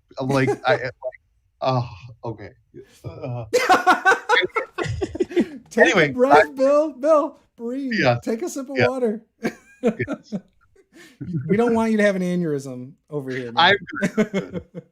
just, I can't, like, again, I'm not speaking on your industry, and that's not why I watch him at all. I'm not like, oh, I'm looking for tips. It's not about that for me. It's never been about that for me. Yeah. So I get you, man. Yes. All right. So the last hour has been the careers of Bill and Juice. Speaking of Malcolm Gladwell, he does that podcast for Revisionist History. Yeah. You need to listen to episode 9, McDonald's Broke My Heart. Yeah. Well, Oh, okay. Yeah. It's about French fries and how they ruin them. They used to be the best ever. Yeah, for sure. So I am not going to move over to Switch tonight and play the Pathfinder game. I'll probably go to bed. But maybe tomorrow during the day I'll play it again. We'll see how things are going. With that, is there anything anybody wants to promote? We got our stream tomorrow night where we will be painting the dragon. That'll happen 2 nights in a row. I don't remember what we have going on Friday. And then Saturday is the Black Rock Adventurers game. So I would like to promote David Ogilvy. So like if you want to see a true master, a true genius, if you think like Gary Vaynerchuk, and I'm speaking to everyone out there on the World Wide Web, if you think that Gary Vaynerchuk is a real person, like you need to pick up Ogilvy on advertising. This is the one book that you need. This man was a true genius, right? Like, so Malcolm Gladwell, any book, also Ogilvy on advertising, or hit me up. So it's Dungeon Master at rollstats.com. Hit me up at any point if you want to talk about like why Gary Vaynerchuk is an awful human being. Or if you would like to make the argument that Gary Vaynerchuk is not an awful human being, if you are a part of the cult of crushing it, please do email I'll be me. sending an email. Please do email me and give me your opinions, and I will convince you that you are wrong, and I will give you multiple reasons why you are wrong. So, because Gary Vaynerchuk is an awful human being. And again, this is not so. Juice does not condone this message. Juice loves Gary V.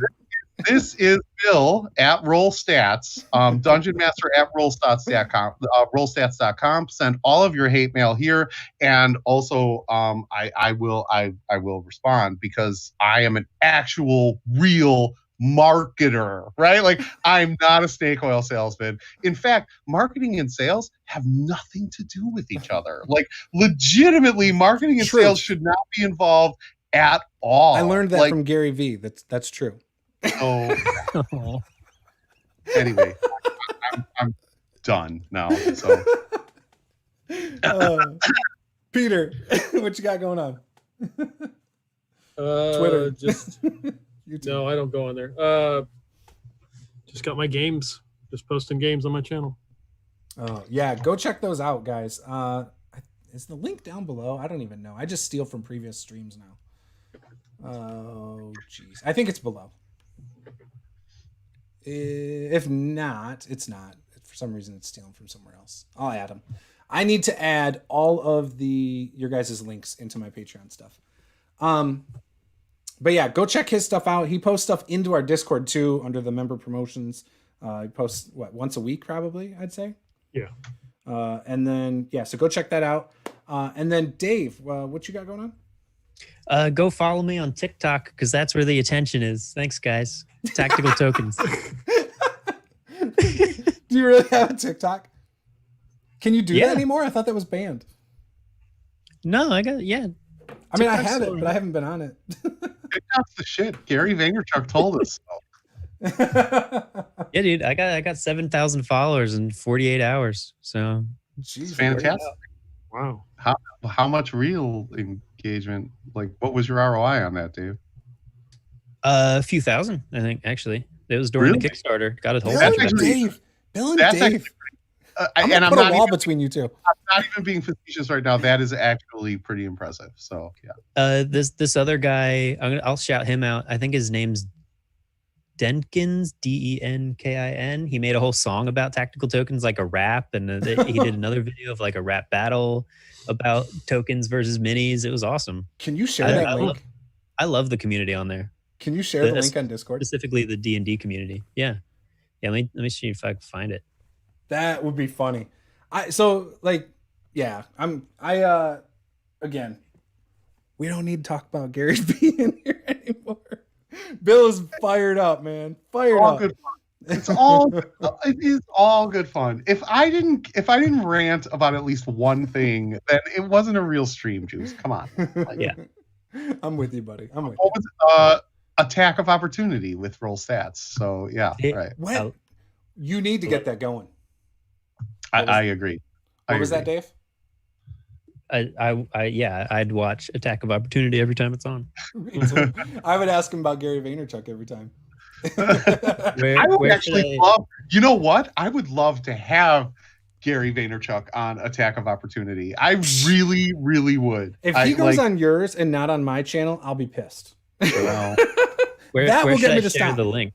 I have. I honestly, that? I think that there is a better chance. There is a better chance of both of us waking up tomorrow to COVID being gone, and we both have $1 million checks in our mailboxes, than Gary Vaynerchuk like actually deigning to acknowledge either of our existences. So yeah, You just drop $10. You can get in on this chat right now.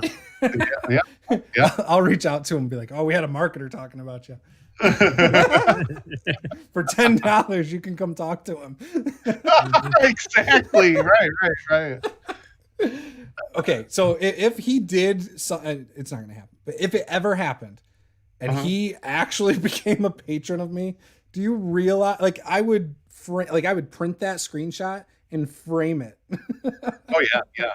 I would clear my next 8 hours. I would legitimately. I'm serious though. I would grill him for 8 hours. Yeah. Oh yeah. It sounds like a whole industry wants to do that. Dave, what were you trying to say though? Nothing. Posted the link in Discord. That's all. Awesome. All right, cool. I'm gonna go check that out. All right, guys. I will talk to you guys next time. Be sure to hit that subscribe button, guys. And if you want to argue with Bill, we can do that every other week. Or if you agree with Bill and want to argue with me, I'll bring it. I'll welcome it. That's fine. We can try that. Yeah. I'm still trying to pitch you, Juice. I think that we should have a show, right? Like, I legitimately think that we should have a show. I offer old school perspective. You offer new school perspective. I attack offer my perspective. It's probably not even welcomed among new schoolers. Like good cop, bad cop, right? Like I am the Attack of Opportunity, and you're like, well, you should give them a chance to talk. And I'm like, yeah, it would be great. Yeah. That is me. That is 100%. So, I don't have it here now.